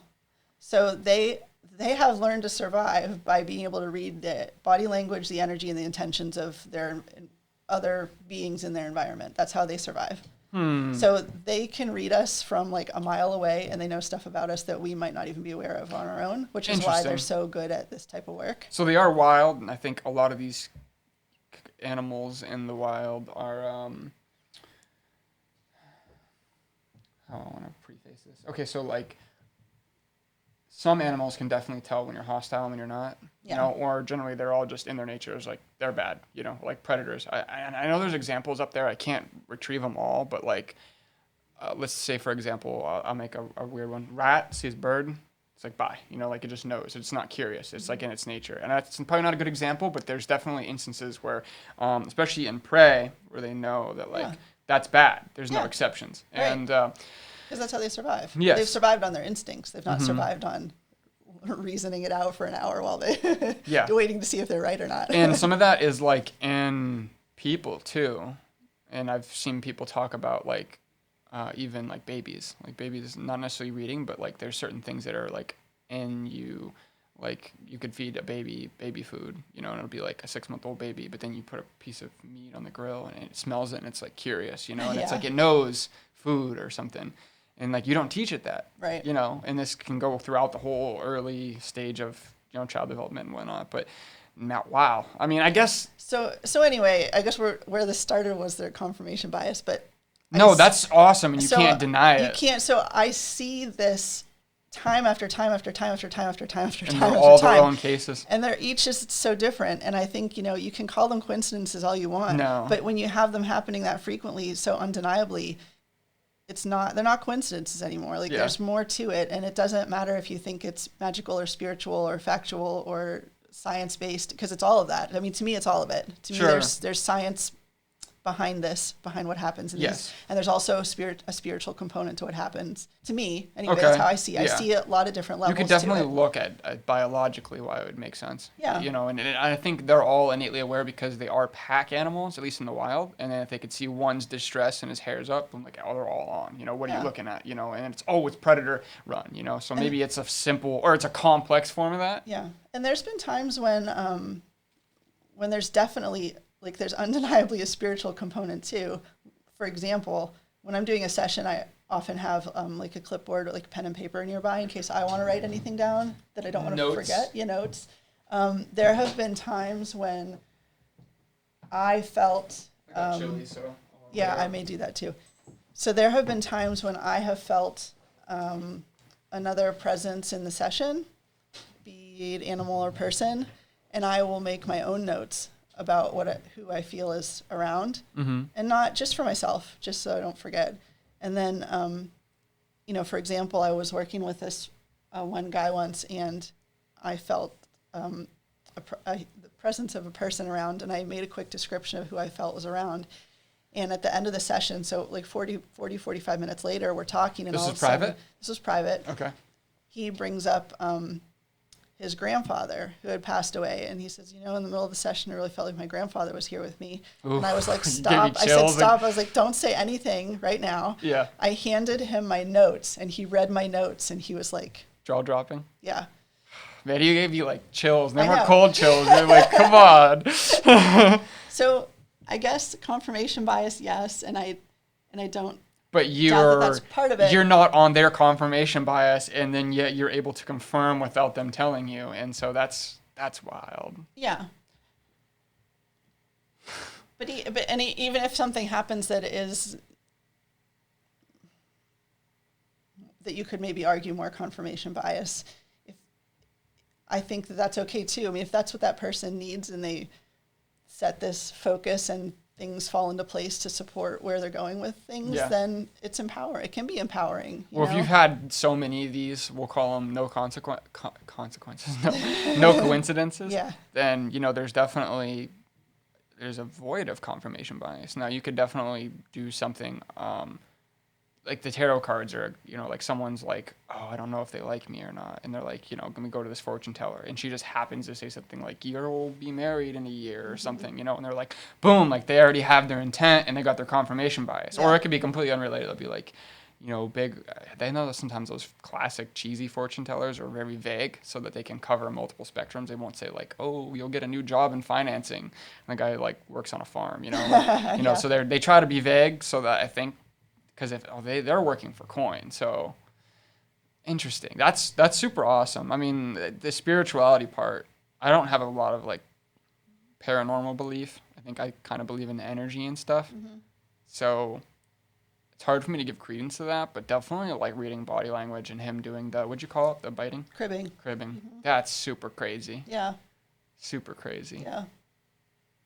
Ghosts are an interesting one to me, like that whole like, oh, you felt another presence. And I think it's Hollywoodized, that like ghosts in scary places and stuff. Yeah. And I have to quote Joe Rogan on this one, but he's like, yeah, ghosts are cool and all, but like, I don't get it. Like, why are they always in spooky places? Like, why aren't there ghosts on the beach? Like, like literally, like, like I feel like this is just like, why no ghosts on the beach? And no, you weren't in a spooky area. You were like midday in a field and you sensed a ghost. So, it could just be the worst version of it, like demons and stuff, go to the dark places, Maybe, but I think, like, why is there no ghosts on the beach? Why isn't, Ghost Bros or Ghost Hunters on Netflix? They're not like, yo, this is a beach house, in the middle of the day, and the guy who lends out surfboards says they fall over all the time. Like, why is there never one of those? I want to meet the beach ghost. Yeah, beach. So maybe he was a surfer who died to a shark or something, but like nobody ever talks about the beach ghost. But I think that we're sort of conditioned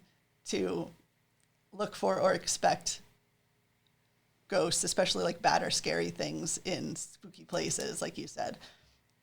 I also think that those energies are accessible to us if we're open to it at any time. Sure.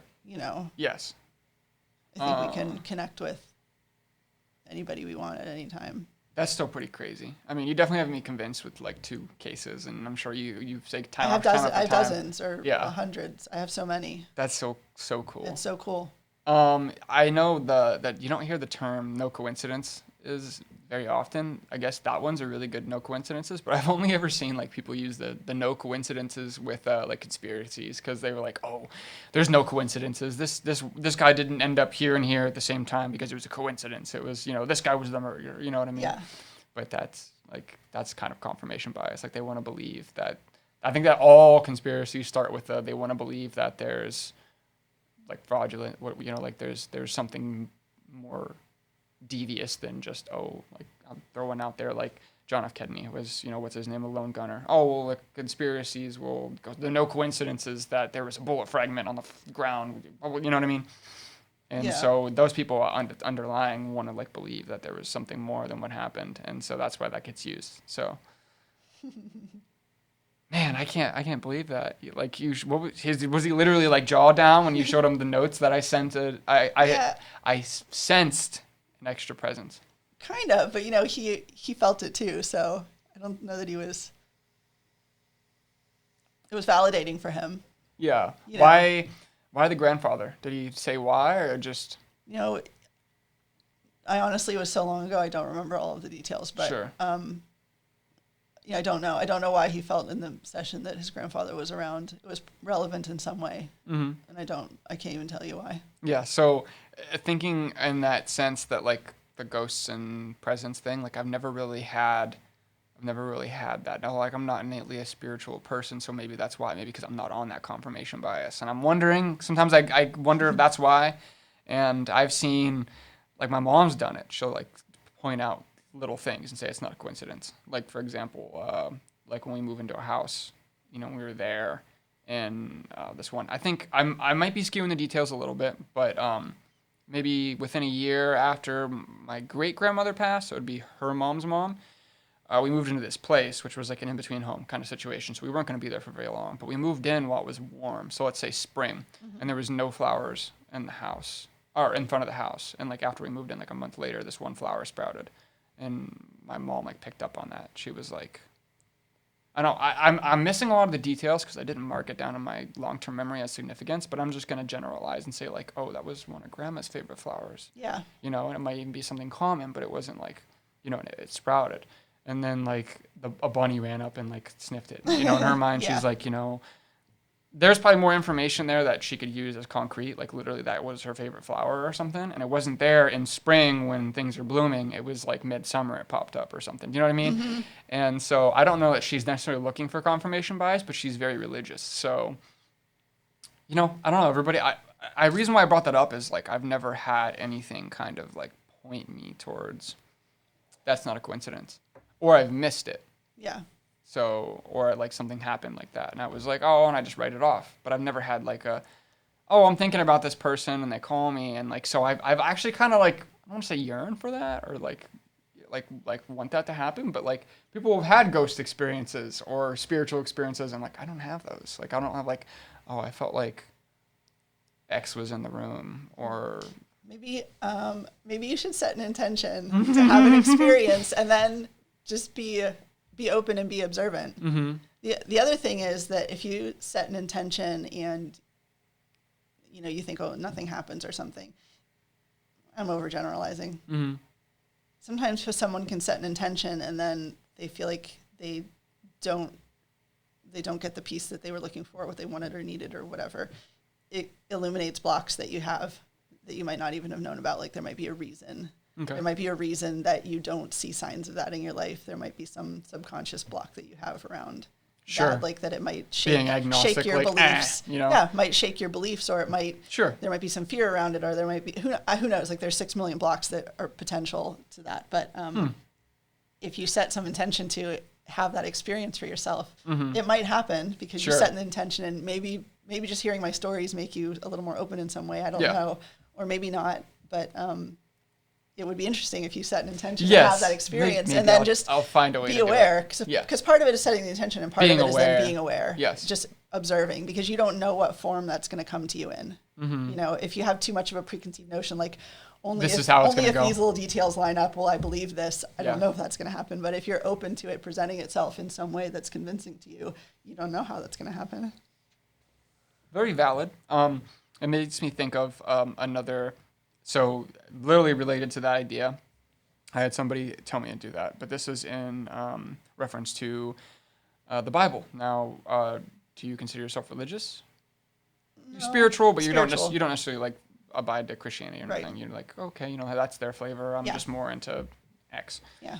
So I've attempted to listen, not necessarily read, but listen to the Bible a couple times, because I just listen to a lot of stuff while I'm working. I have a lot of open brain bandwidth, if you will, while I'm working, because my job's just assembly, it's wash, rinse, repeat, Yeah. So it's kind of like doing the dishes. Like, you don't have to think about doing them. You just kind of do them, and you could be listening and singing along to a song, or you can be listening to somebody talk. It's one of those scenarios. So I'll listen to anything, music, podcasts, yada, yada. A couple times I've considered listening to the Bible because, just maybe I need to get a full picture before I can really understand why people are so passionate about this.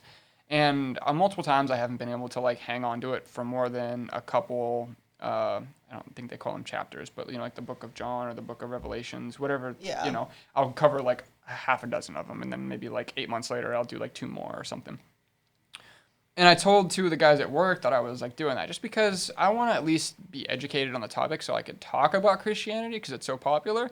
When I only know just enough to listen in and offer feedback, I can't say, oh, well, what about in X? And, so I have 2 very, very devout Christians. One of the most perfect Christians that I can think of is at work, and another guy is very religious as well. I mean, he's got tattoos all over his body, literally on his knuckles it says Jesus saves. Yeah. And he's a teddy bear. He's an awesome guy. Yeah. But even he was he's you're not feeling it, and he was well, so find some time and sit down, and open the Bible and just say God,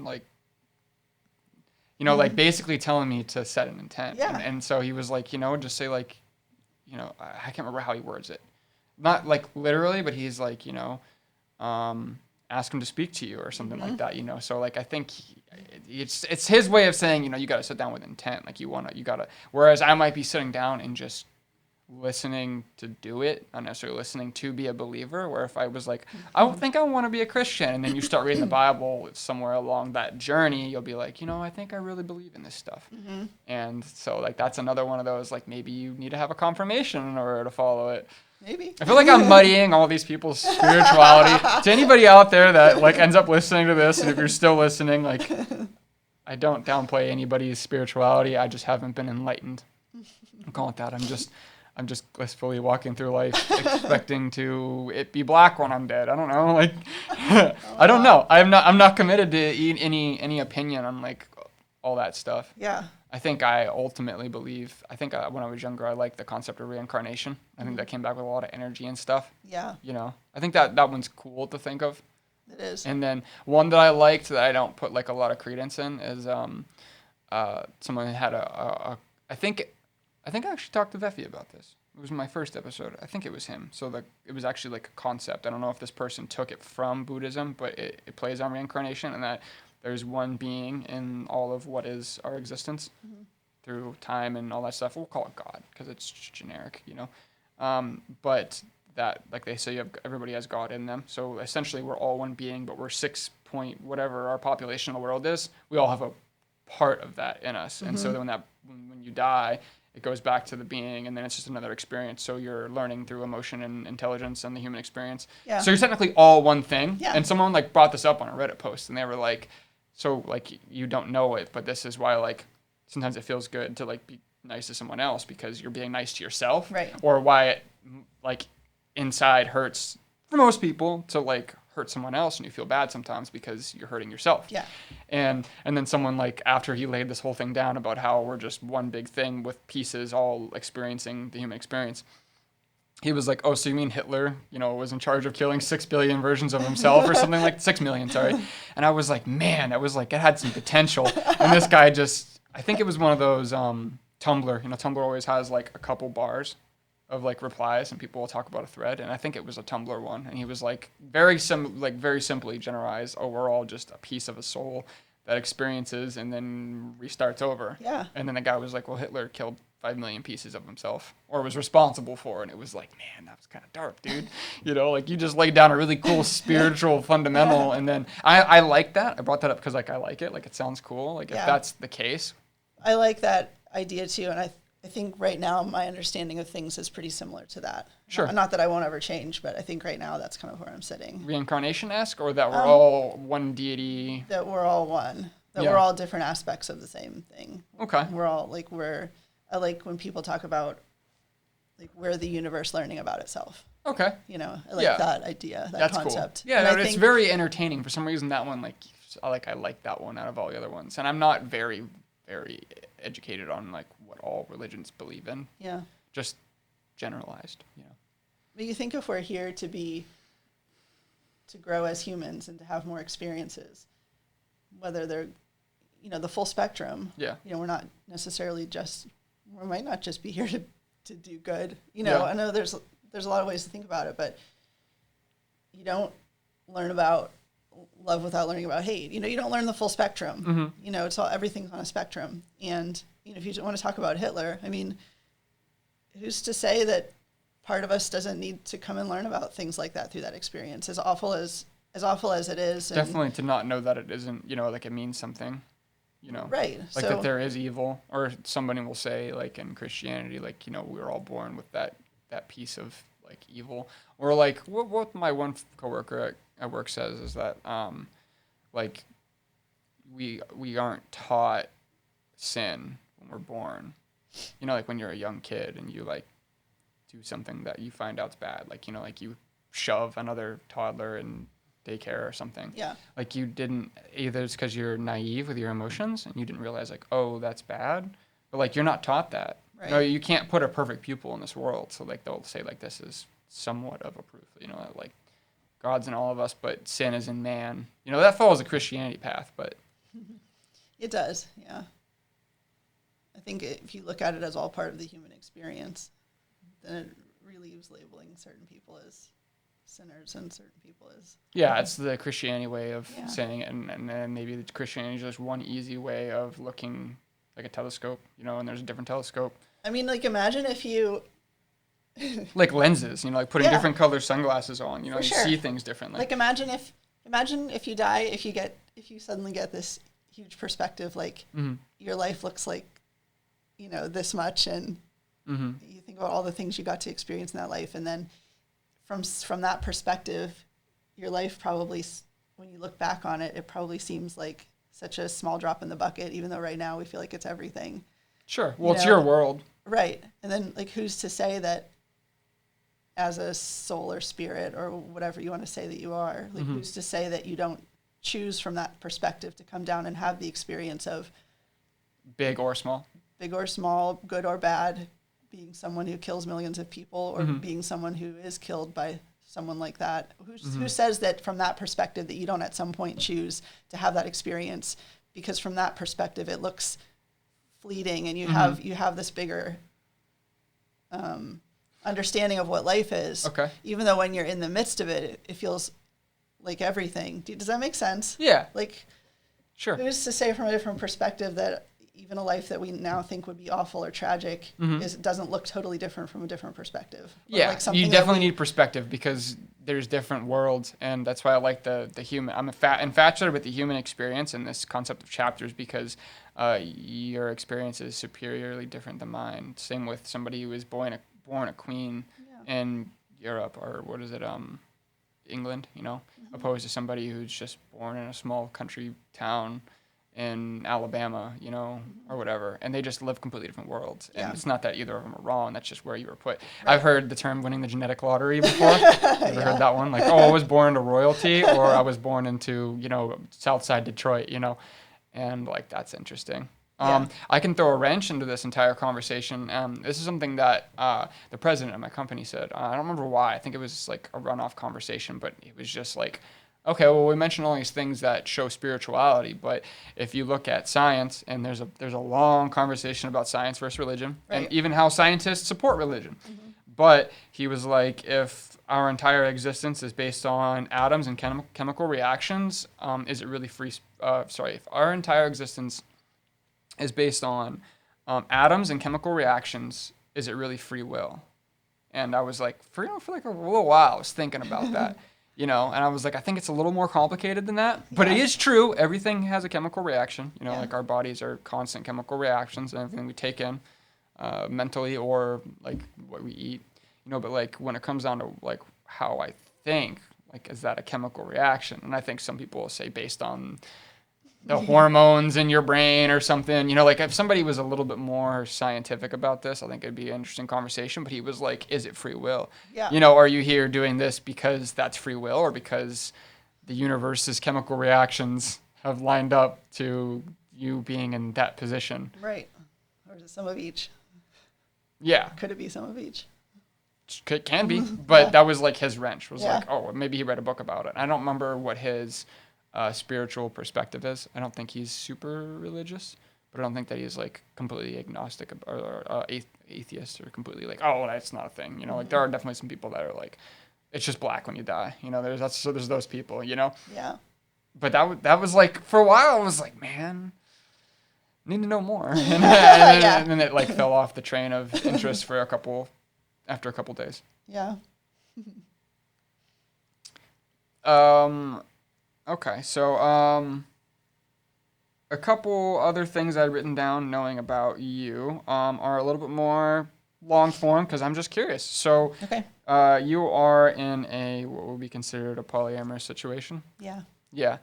And it's interesting because we're not really in a region that caters to more, what's not the word I'm looking for is, progressive. Like it's more of a progressive thing. We've been in a society for a long time, or at least as long as we want to document that there's definitely been a mono and mono of some sort. And so you found yourself in a situation where, are you very educated on what like general polyamory is, or you just know what you're doing and how you feel about it?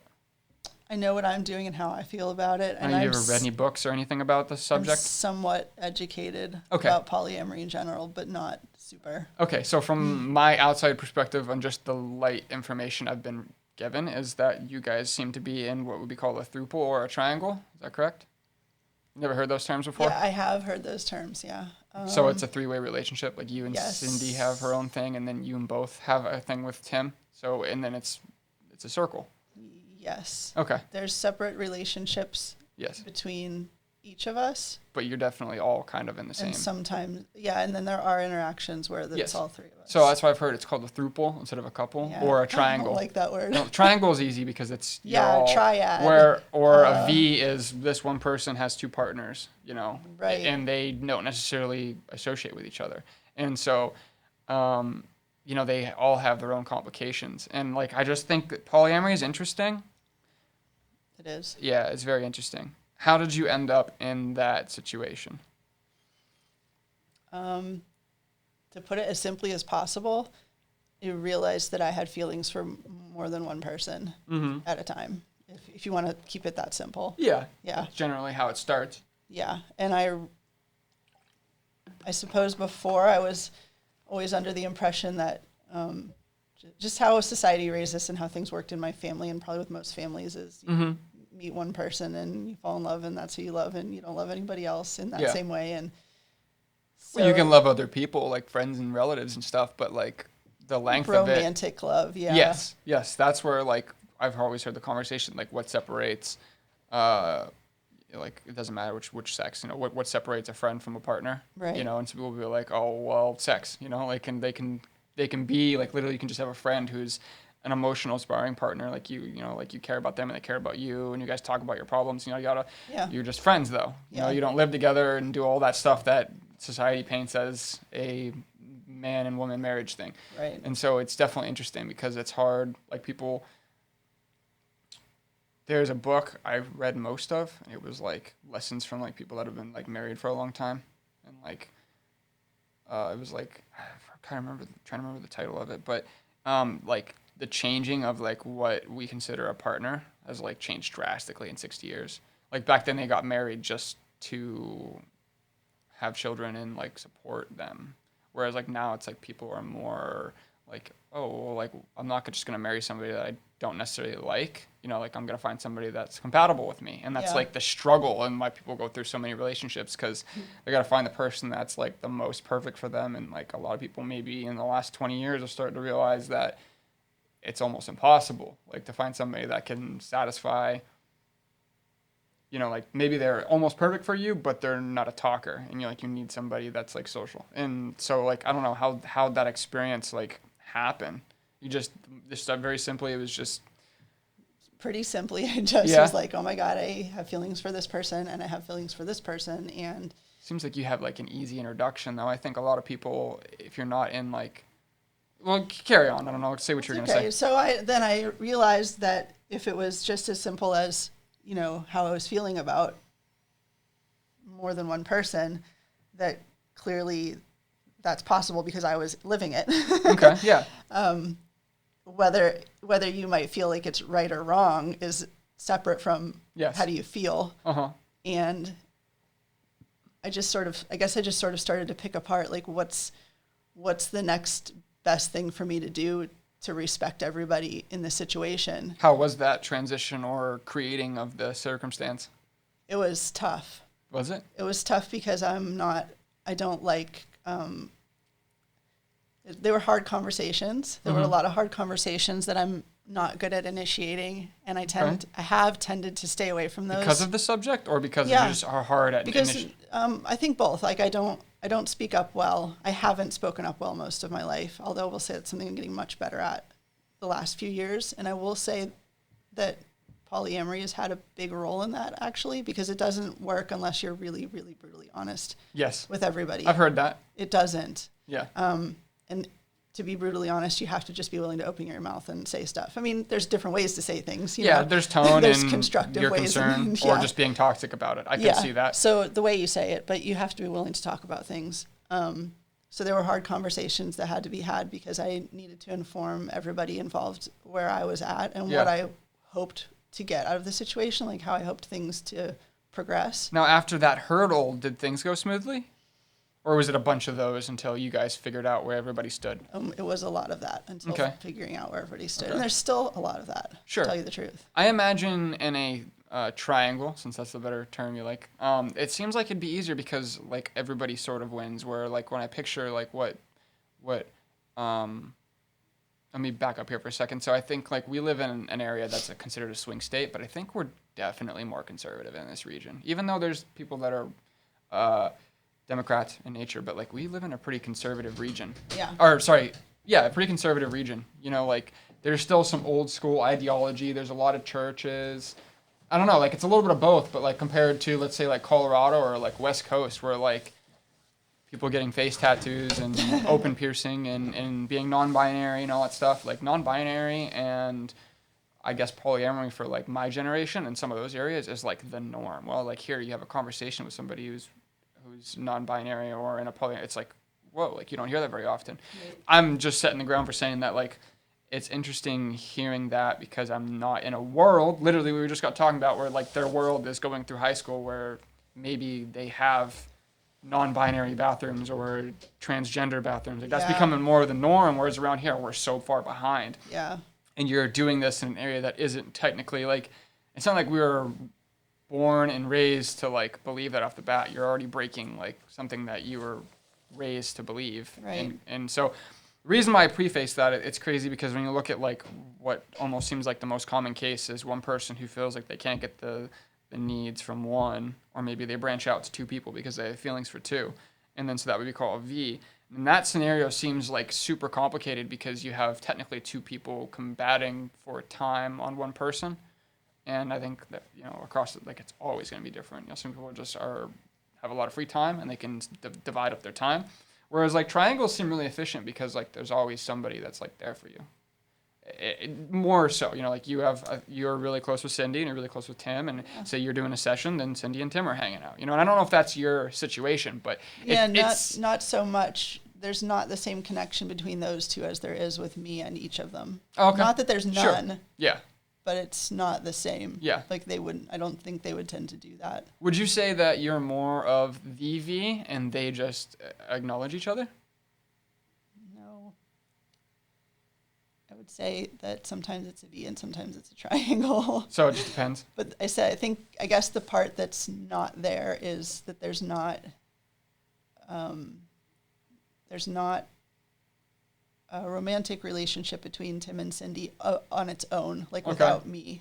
Okay. If that makes sense. That's the only way I can describe it. Okay. That's kind of what I was picking up. They don't have a separate romantic relationship outside of me. Okay. They have a friendship outside of me. Okay. So it's almost like a V, but it's like kind of a triangle. Sometimes it's a triangle. Okay. Yeah, so that's what I was thinking, was that it was a V. Now, it's like in the old school scenario, you know, you have feelings for two people, and generally you're told to like decide on which one. And I think like people have lost, I know personally I've lost relationships that way, where someone like got feelings for another person, and then like boom, this one ends and they pursue that one. And you know, it's happened to everybody, you know. No need to go into that story.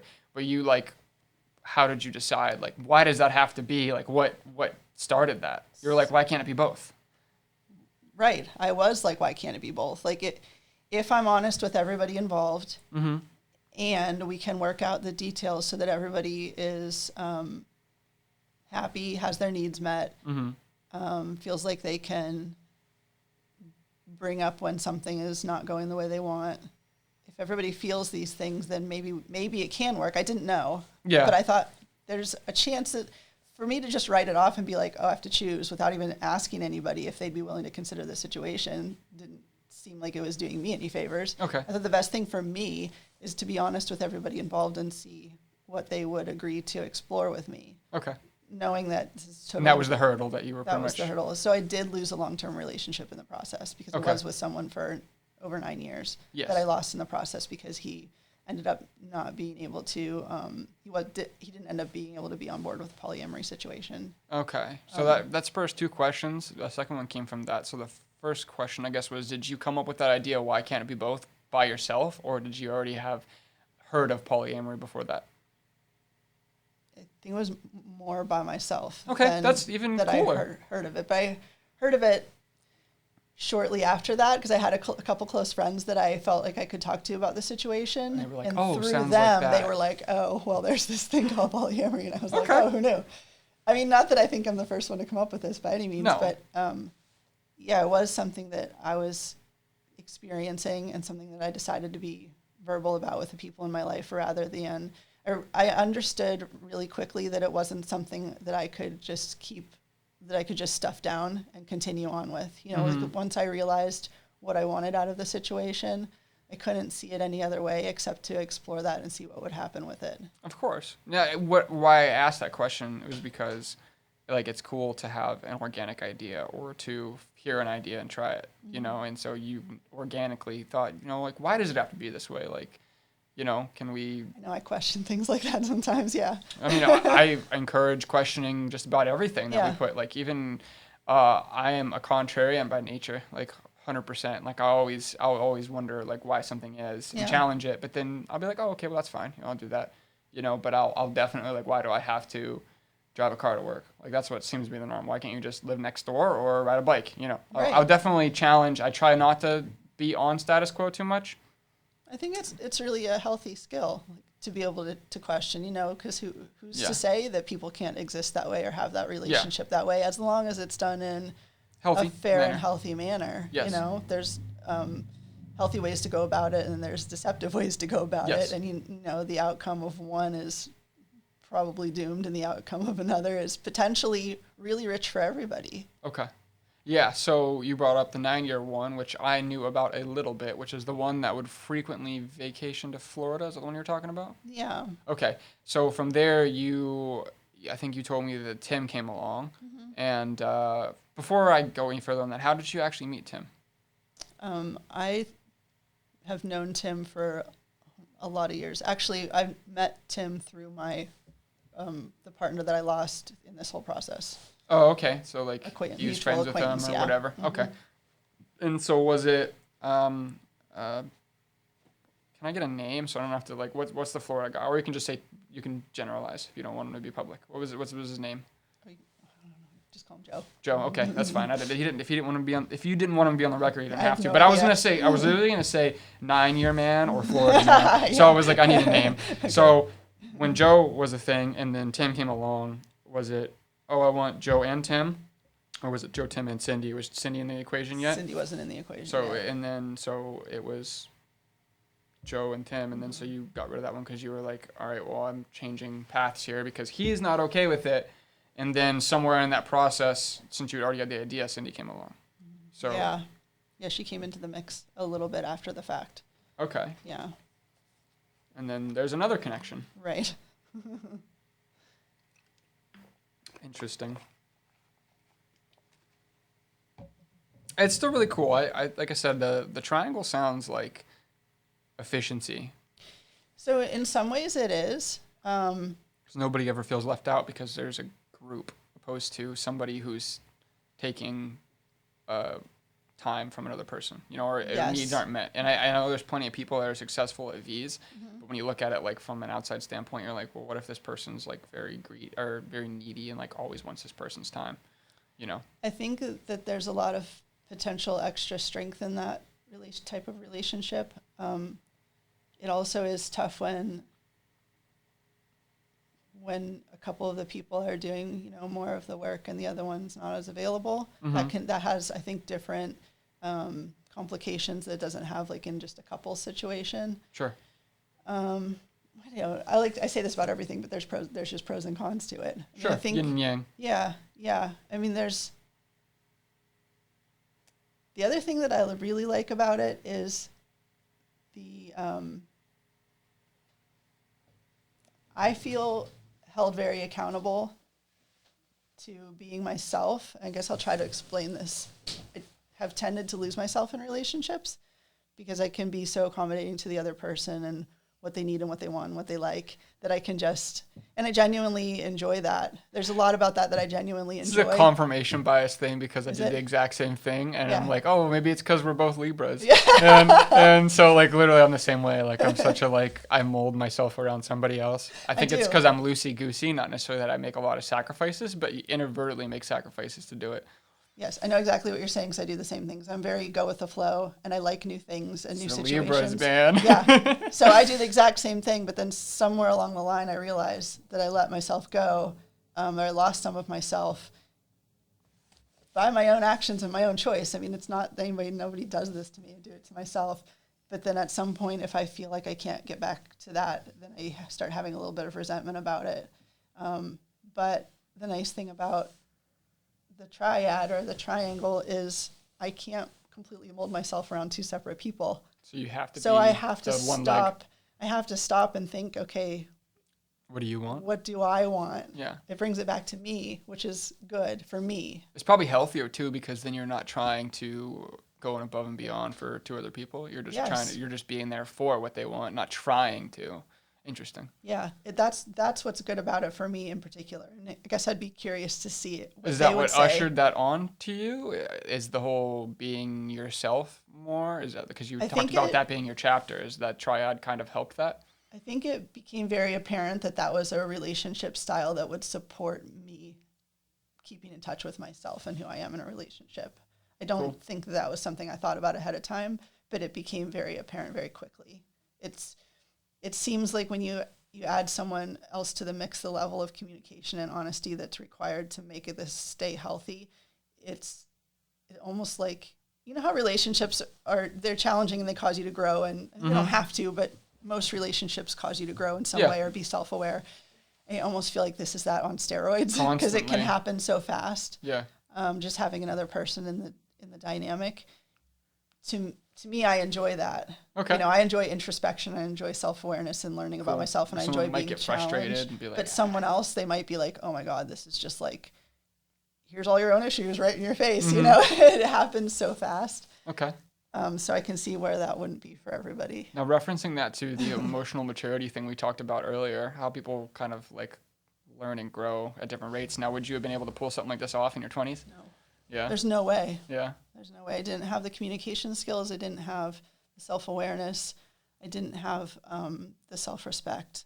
It would have been, the jealousy would have been really hard. My self-esteem was I think jealousy is a big one for everybody, and that's, I think, the V problem, or the V problem is it doesn't matter if guy, two girls, one girl, two guys, maybe, I don't know, some might take it easier. Some might argue that dudes are a little less jealous, whereas girls are a little more possessive, you know, whatever. I actually had a conversation with somebody about how somebody I know who is a sex worker, you know, and she had a boyfriend while she was doing it too.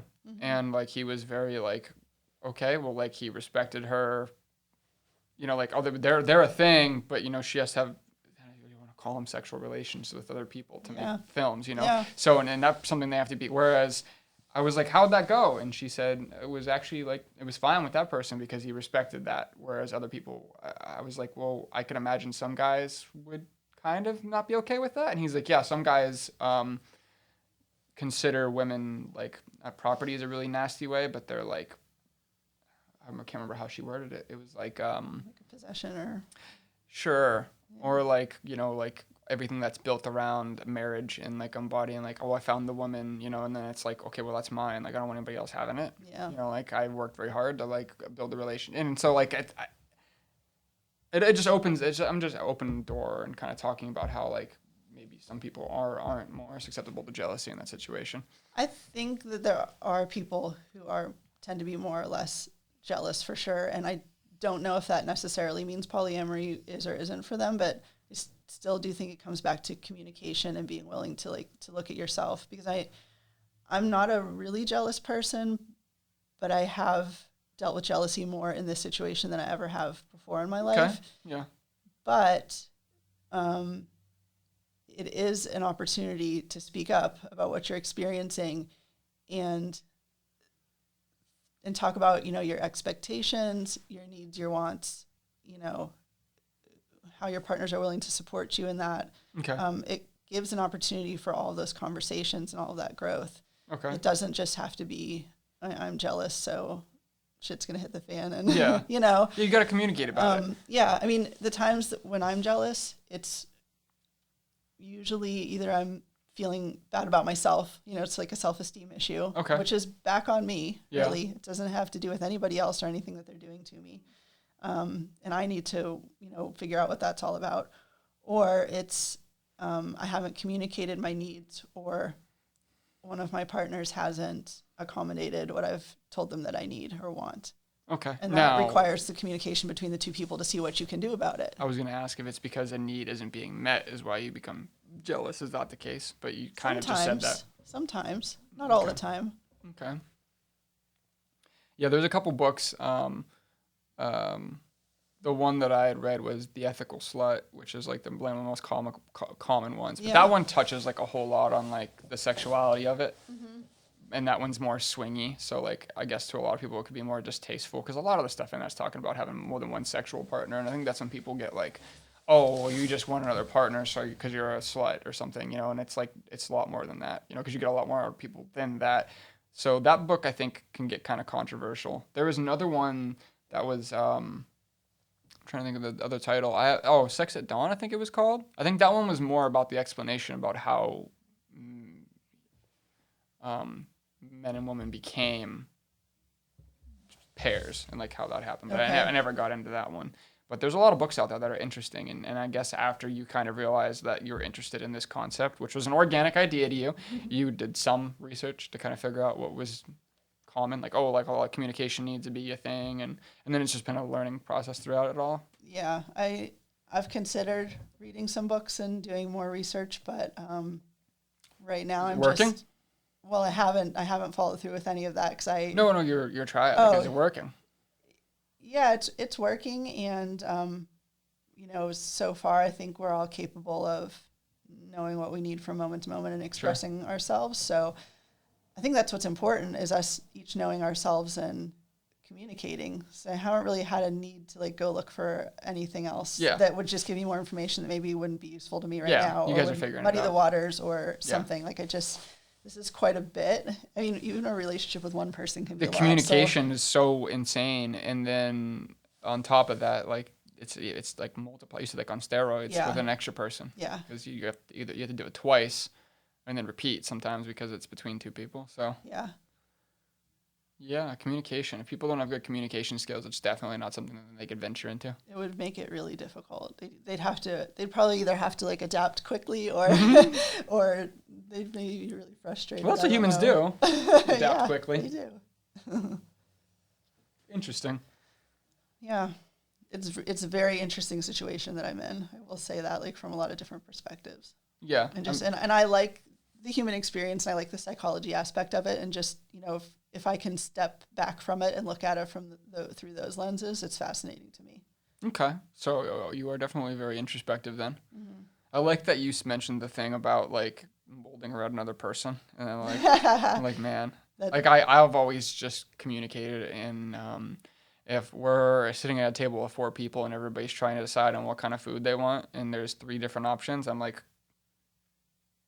I don't care. All of them sound good. Yeah. And I'll generally like be the person that just like, or if it's, Red Lobster and Olive Garden, like I'll just be like Red Lobster, because then they can make a decision and it's a path of least resistance. Yes. I've also called myself a problem solver. And I think that sometimes if you find problems with a relationship, then you kind of like change so that there's not that problem. Yeah. So I know exactly what you're talking about. I'm exactly the same way. Libra thing, huh? Definitely. Confirmation bias. Or it's just avoiding confrontation or something. I don't know. Yeah. Cool. Any closing thoughts on polyamory? Necessarily. I mean, I like talking about it because I find it interesting. If you have any more questions, I'm happy to keep talking about it. I don't know if I have closing thoughts. No, I don't have any more questions really. I think I've done enough to be like educated on it, but I don't like find myself pursuing. There's a sub on Reddit where there's a lot of information on there, and people have like situations. Oh, what do they call it? There's a term you'll see a lot.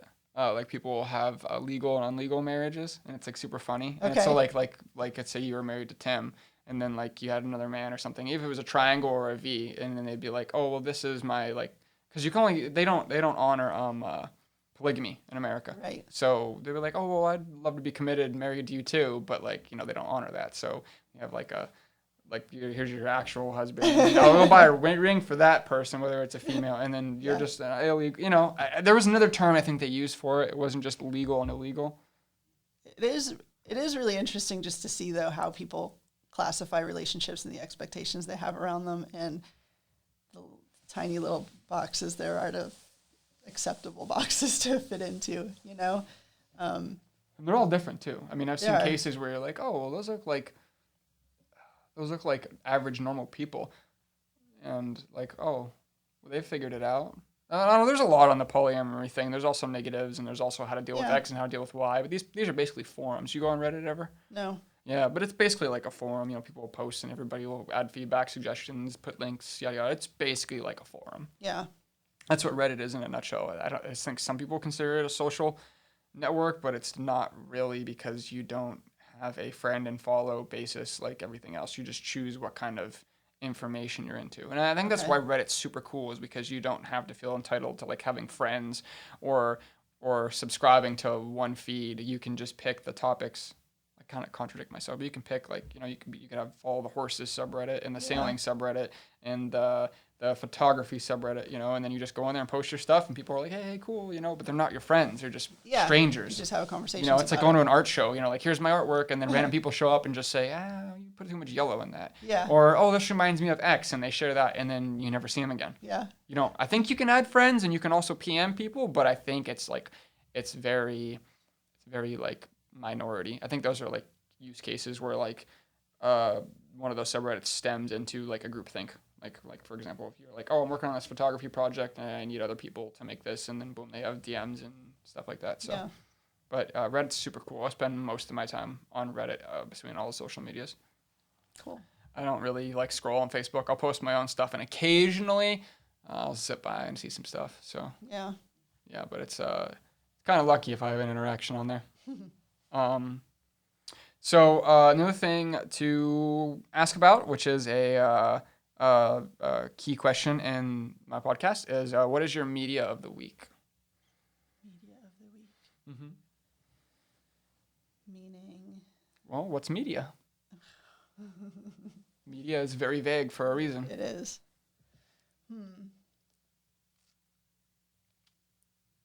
Do you need examples? No, I don't want an example because I think it'll sway me. But I want examples after I answer. Okay. Well, I can tell you my media of the week. There's no wrong, but just think what media is, what you digest, and just say, what's your favorite this week? Yeah. So, I've been doing some of my own videos this week with me and the horses and some of the people I'm working with. Okay. Because I have a project coming up where I'm gonna have to be on camera, and I'm super uncomfortable. So you're warming up essentially? Yeah. Man, I put you on camera, too. I know. The whole thing is falling into place. Mm-hmm. See, no coincidences. No coincidences.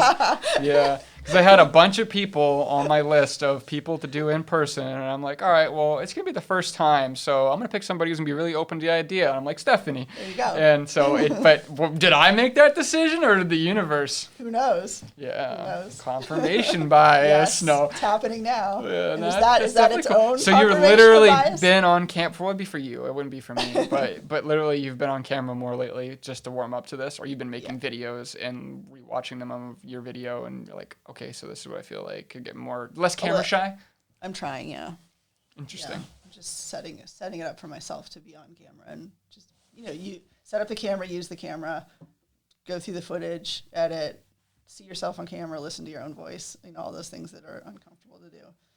All of it. I'm really, just you consider those uncomfortable? Yeah. Oh my God. Yeah, I don't really have a problem with being filmed unless it's like unasked filmed. Like if you show up somewhere and someone's like focusing on you. Like now, if I go to like a expo and there's people recording for TV, like I don't care. Yeah. Like I'm not doing anything wrong.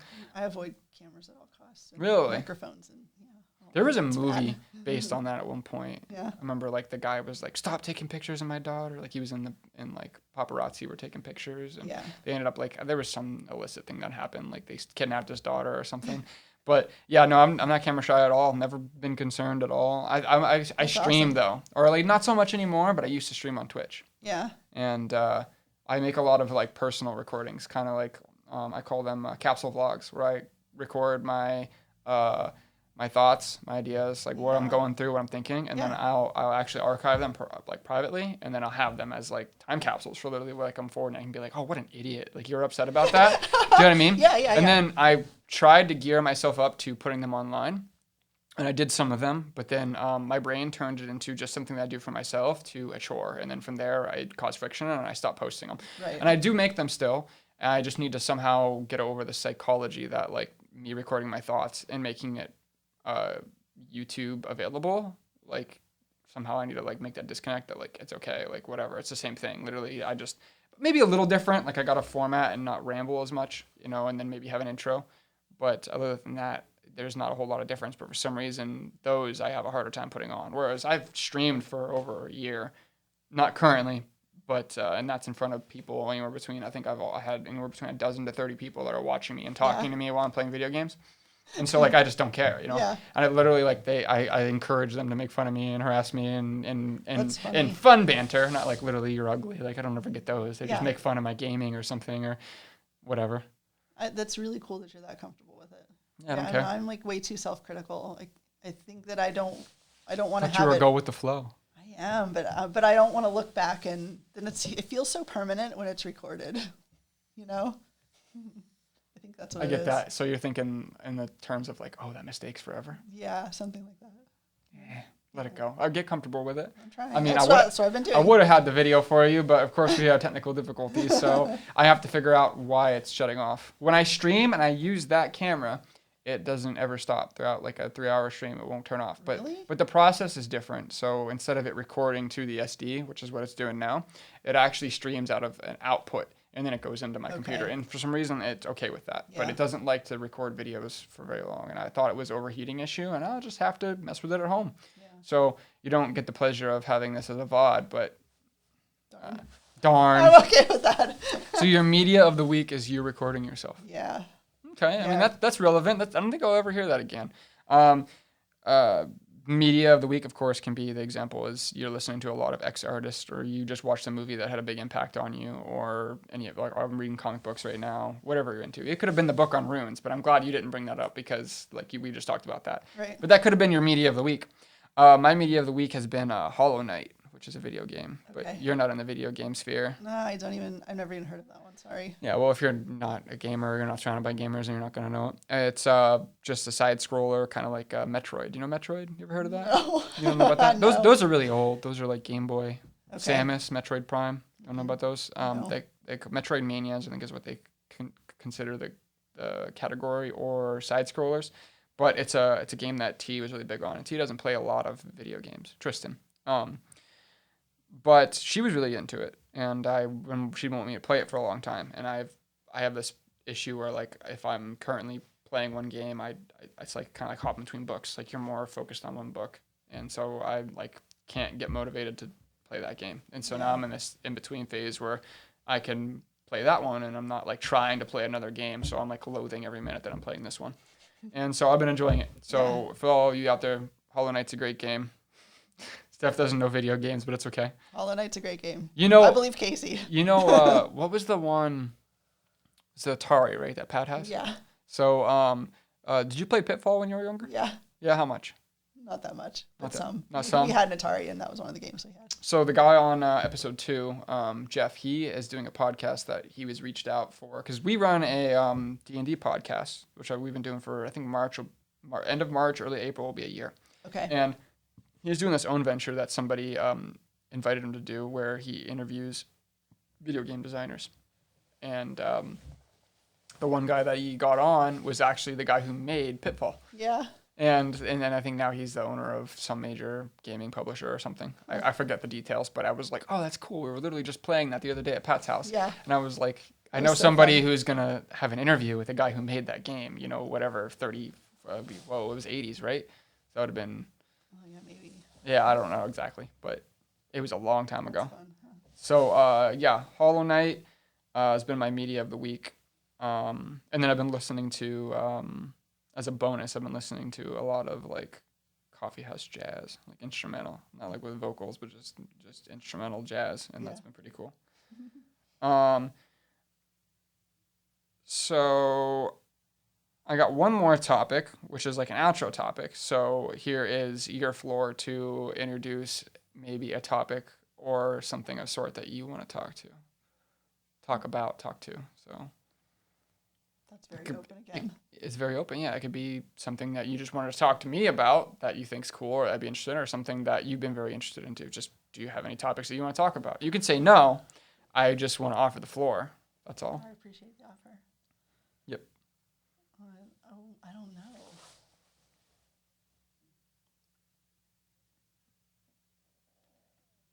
Nothing on that's been like, like the media thing's cool, but like, oh, we're like, oh, this has been going on and this interests me. You don't have any of those?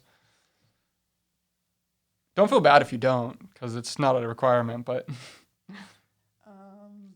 Nothing is jumping into my mind, but I know this is one of those things that as soon as we're done, like 5 things will come into my head. I'll be like, why sure. did we talk about that? Yeah. That's fine. Okay. Well, I guess the outro topic is how do you feel about Bitcoin? Oh my God, I know nothing. You know nothing? Sorry. I had a feeling you didn't. And but you can enlighten me right now. a lot of people don't know it, and I think I'm going to run into people that do and people that don't. In my first 2 episodes, they either didn't know much or they knew just a little. And so, yeah, Bitcoin's the future. And I think that the people that don't know about Bitcoin are the people that need to know about Bitcoin. That would be me then. Yeah. Okay. The people that can benefit the most from what Bitcoin has to offer are, the he and hims, the average people, because of it's staging to be gold 2.0, and it's going to be the new, it has very, very, I can't say affirmatively that that's what it's going to be, but it has a very, very, very, very strong potential of being gold 2.0. Yeah. And gold for old finances is just a store of wealth. And, if wealth is something that people are to some degree interested in, not being poor or having excess for whatever reason to support their life or to give, Bitcoin is going to be a growing version of gold. But like, think about owning Google before Google was big. Like if you were in on Google, and then it became the next thing, you were in a good position. Yeah. And it kind of sounds like an investment when you say that, and it is still kind of considered an investment, but with where it's going and it being the only thing that's ever been finite in our existence, like ever, is like groundbreaking because of how value works. And like a very simple equation for that is supply and demand. Mm-hmm. Everybody has some concept of supply and demand. We have less oil reserves in our country, so price of gas goes up. Mm-hmm. It is the only thing that we've ever seen that we've reached a point where there's a finite amount. And gold, to an extent, is considered finite, but we have it in our planet, and it's hard to get, so it's still technically finite. Like, you can't just make gold. Do you know what I mean? Yeah. So, like, dollars, for example, are a store of wealth. Not really a store of wealth, but like, the currency in our pockets, that can be diminished by inflation and too much supply, and it's a big topic for people right now because of how much money we're pumping into the economy and how Bitcoin will not fall victim to stuff like Venezuela or any of those places in modern times that have had insane amounts of inflation where their money was useless. I don't know if you've ever had an eye on any of those topics. No. Sometimes currencies do that. They get completely devalued, or they inflate so crazy that like the numbers are just astronomical. I mean, even like you can look at like our money now with inflation and how like a loaf of bread used to be 10 cents. Yeah. Back in like the late 1800s, you could buy a rifle for $25. Yeah. Nowadays you hardly can get lunch for $25. Right. And like that's an easy example. Bitcoin will never succumb to that. It'll always be worth like exactly what it's worth. Really? And nothing can change it because it's finite. Like you can't once it hits once it hits 21 million coins available, they cannot be made. That's it. Done. So it's like that can't be changed. Yes, and it's like your personal value. Like how much is your wealth? Okay, so there's I'm just going to round up. It's 7 billion people on this planet or something like that. But you're valuable because there's never another one of you. Do you know what I mean? Some people don't understand their self-worth. It's the same principle. Kind of like diamonds, all that stuff. When there's less of it, it's worth more. Mm-hmm. But it's the only thing to ever come across our existence that is finite. You can't change its value. It's just it's that because the supply is low and it's going to create demand because it is perfected gold. Mostly for people that like the people that save. And so it's going to become more and more bigger, and we're moving to a digital agenda like in the future. And it's slow. It's kind of like credit cards. Credit cards weren't a huge thing right away when they came out, and nowadays everybody has one. Yeah. It's going to be the same thing. I But don't have a credit card though. Yeah, even if you don't, but when credit cards were coming out, you Yeah, were yeah. like, oh, you have a credit card? Oh, or cell phones. You know what I mean? Like, they're not common, and they become, did you Yeah. think when cell phones were coming out and only the wealthy could have them, that every day we'd be carrying a personal one? It's just Yeah, you don't think about technology's it, yeah. deflationary. But I PSA this on every podcast because everybody needs to at least know about Bitcoin. And if it interests you, then you can look into it. Yeah. And not everybody is as serious about finances, like they're financially set, but like knowing about like what we could be getting ourselves into financially, like with the American dollar. Every currency that has ever existed has collapsed at some point. Yeah. The longest lasting one is the British pound, and I think they say statistically it is lost up to, I think, somewhere between 98 to 99, like 90% of its value has been lost. It's hanging on to the last 1%. Like the American dollar, or it used to be 5 cents for a purchase, which is $6 nowadays. And that'll keep going. Look at like the Chinese yen. Like that's, what is it, like 1,000 or 100,000 yen for lunch or something? Like how their numbers kept getting bigger and bigger and bigger and bigger. Wild. Yes, Bitcoin will never fall to that. It should maintain its value, and it's going to grow because it's becoming more and more scarce. So it's a good opportunity for somebody who puts just a little bit of money into it. It'll turn into even more money, and then they'll be set because they'll have secured wealth. Whereas like nowadays, you can technically lose your wealth in any asset except for maybe like housing and gold. And so Bitcoin's the future, and people need to know about it. First time anybody's ever talked to you about Bitcoin? At any length, yes. Yeah. Any questions?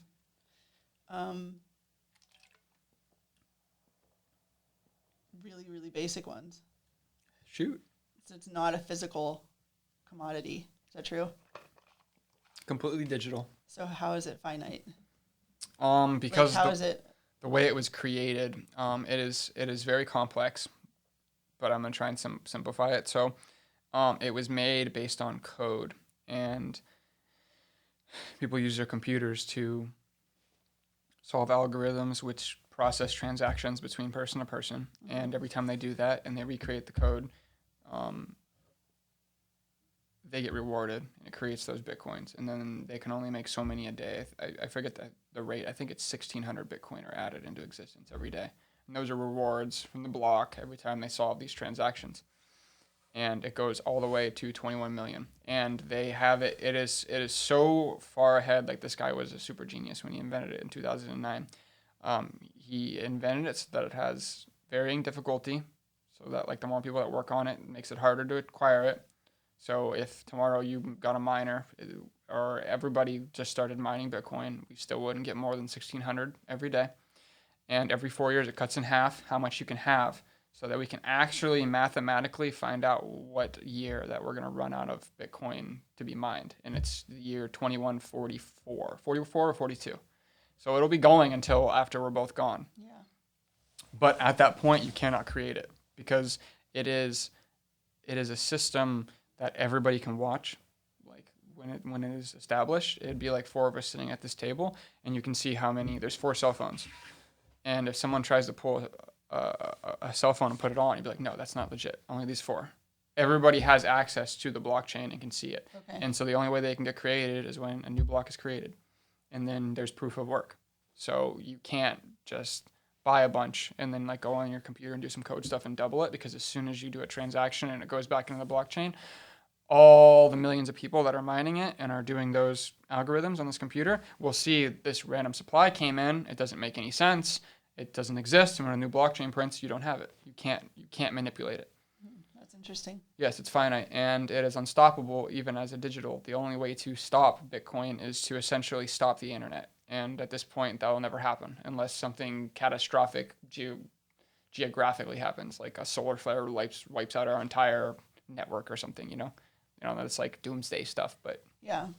And there's not going to be, I know you can't foresee the future. You don't know what's possible, but. another easy way of explaining it is, instead of you entrust your wealth in a bank, whichever your bank is, PNC, Federal, you name it, they're the only ones that have access to your financials, technically, unless they put it on the web, like how much money you have.